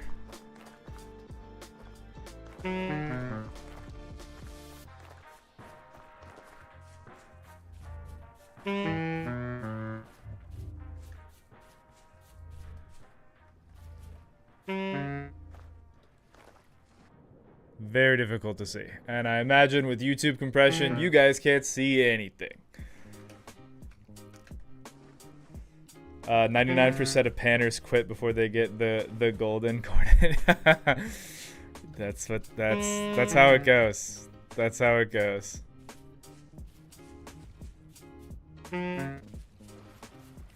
That's how they get you. That's what when we were talking about like what the punishment for like if you're a criminal in like a server or something, it should just be panning for a long time. Okay, I gotta get some food and then I'll hop off. Let's have a celebratory onion. Just to stop us from dying, and then I can take this poultry and the mushrooms, and we can make ourselves a nice poultry mushroom hearty poultry puffball stew. What could be better? I'm just gonna throw some of these actual logs in there.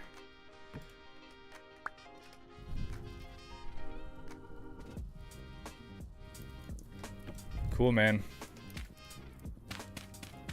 We will enjoy our puffball stew as our parting for the evening.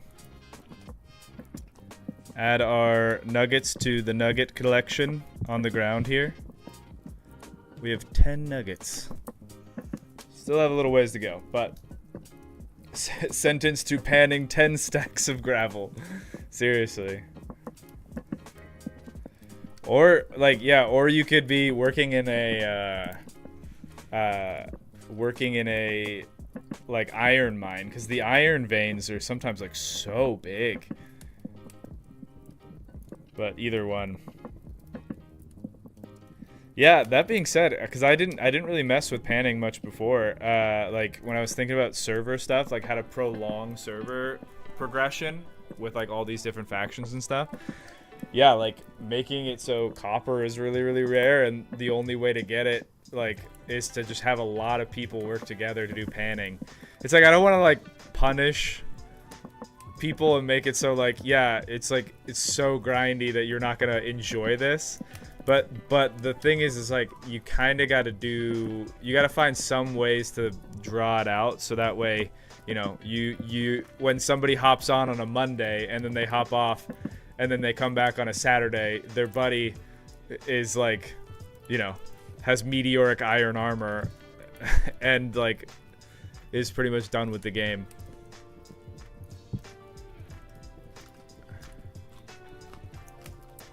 Oh, that is some good soup. Good soup. All right, well, hey everybody, thank you so much for stopping by the stream. We got a lot done. We got our little dirt hut mansion, and we will continue to progress. I really love Vintage Story, so it seems like we had a lot of people here today, so there's some interest, so we'll keep it going. I'll probably be back on we'll probably be back to Stationeers on Monday, but then next Thursday we'll just keep on going with Vintage Story. Well, thanks everybody. We will catch you later.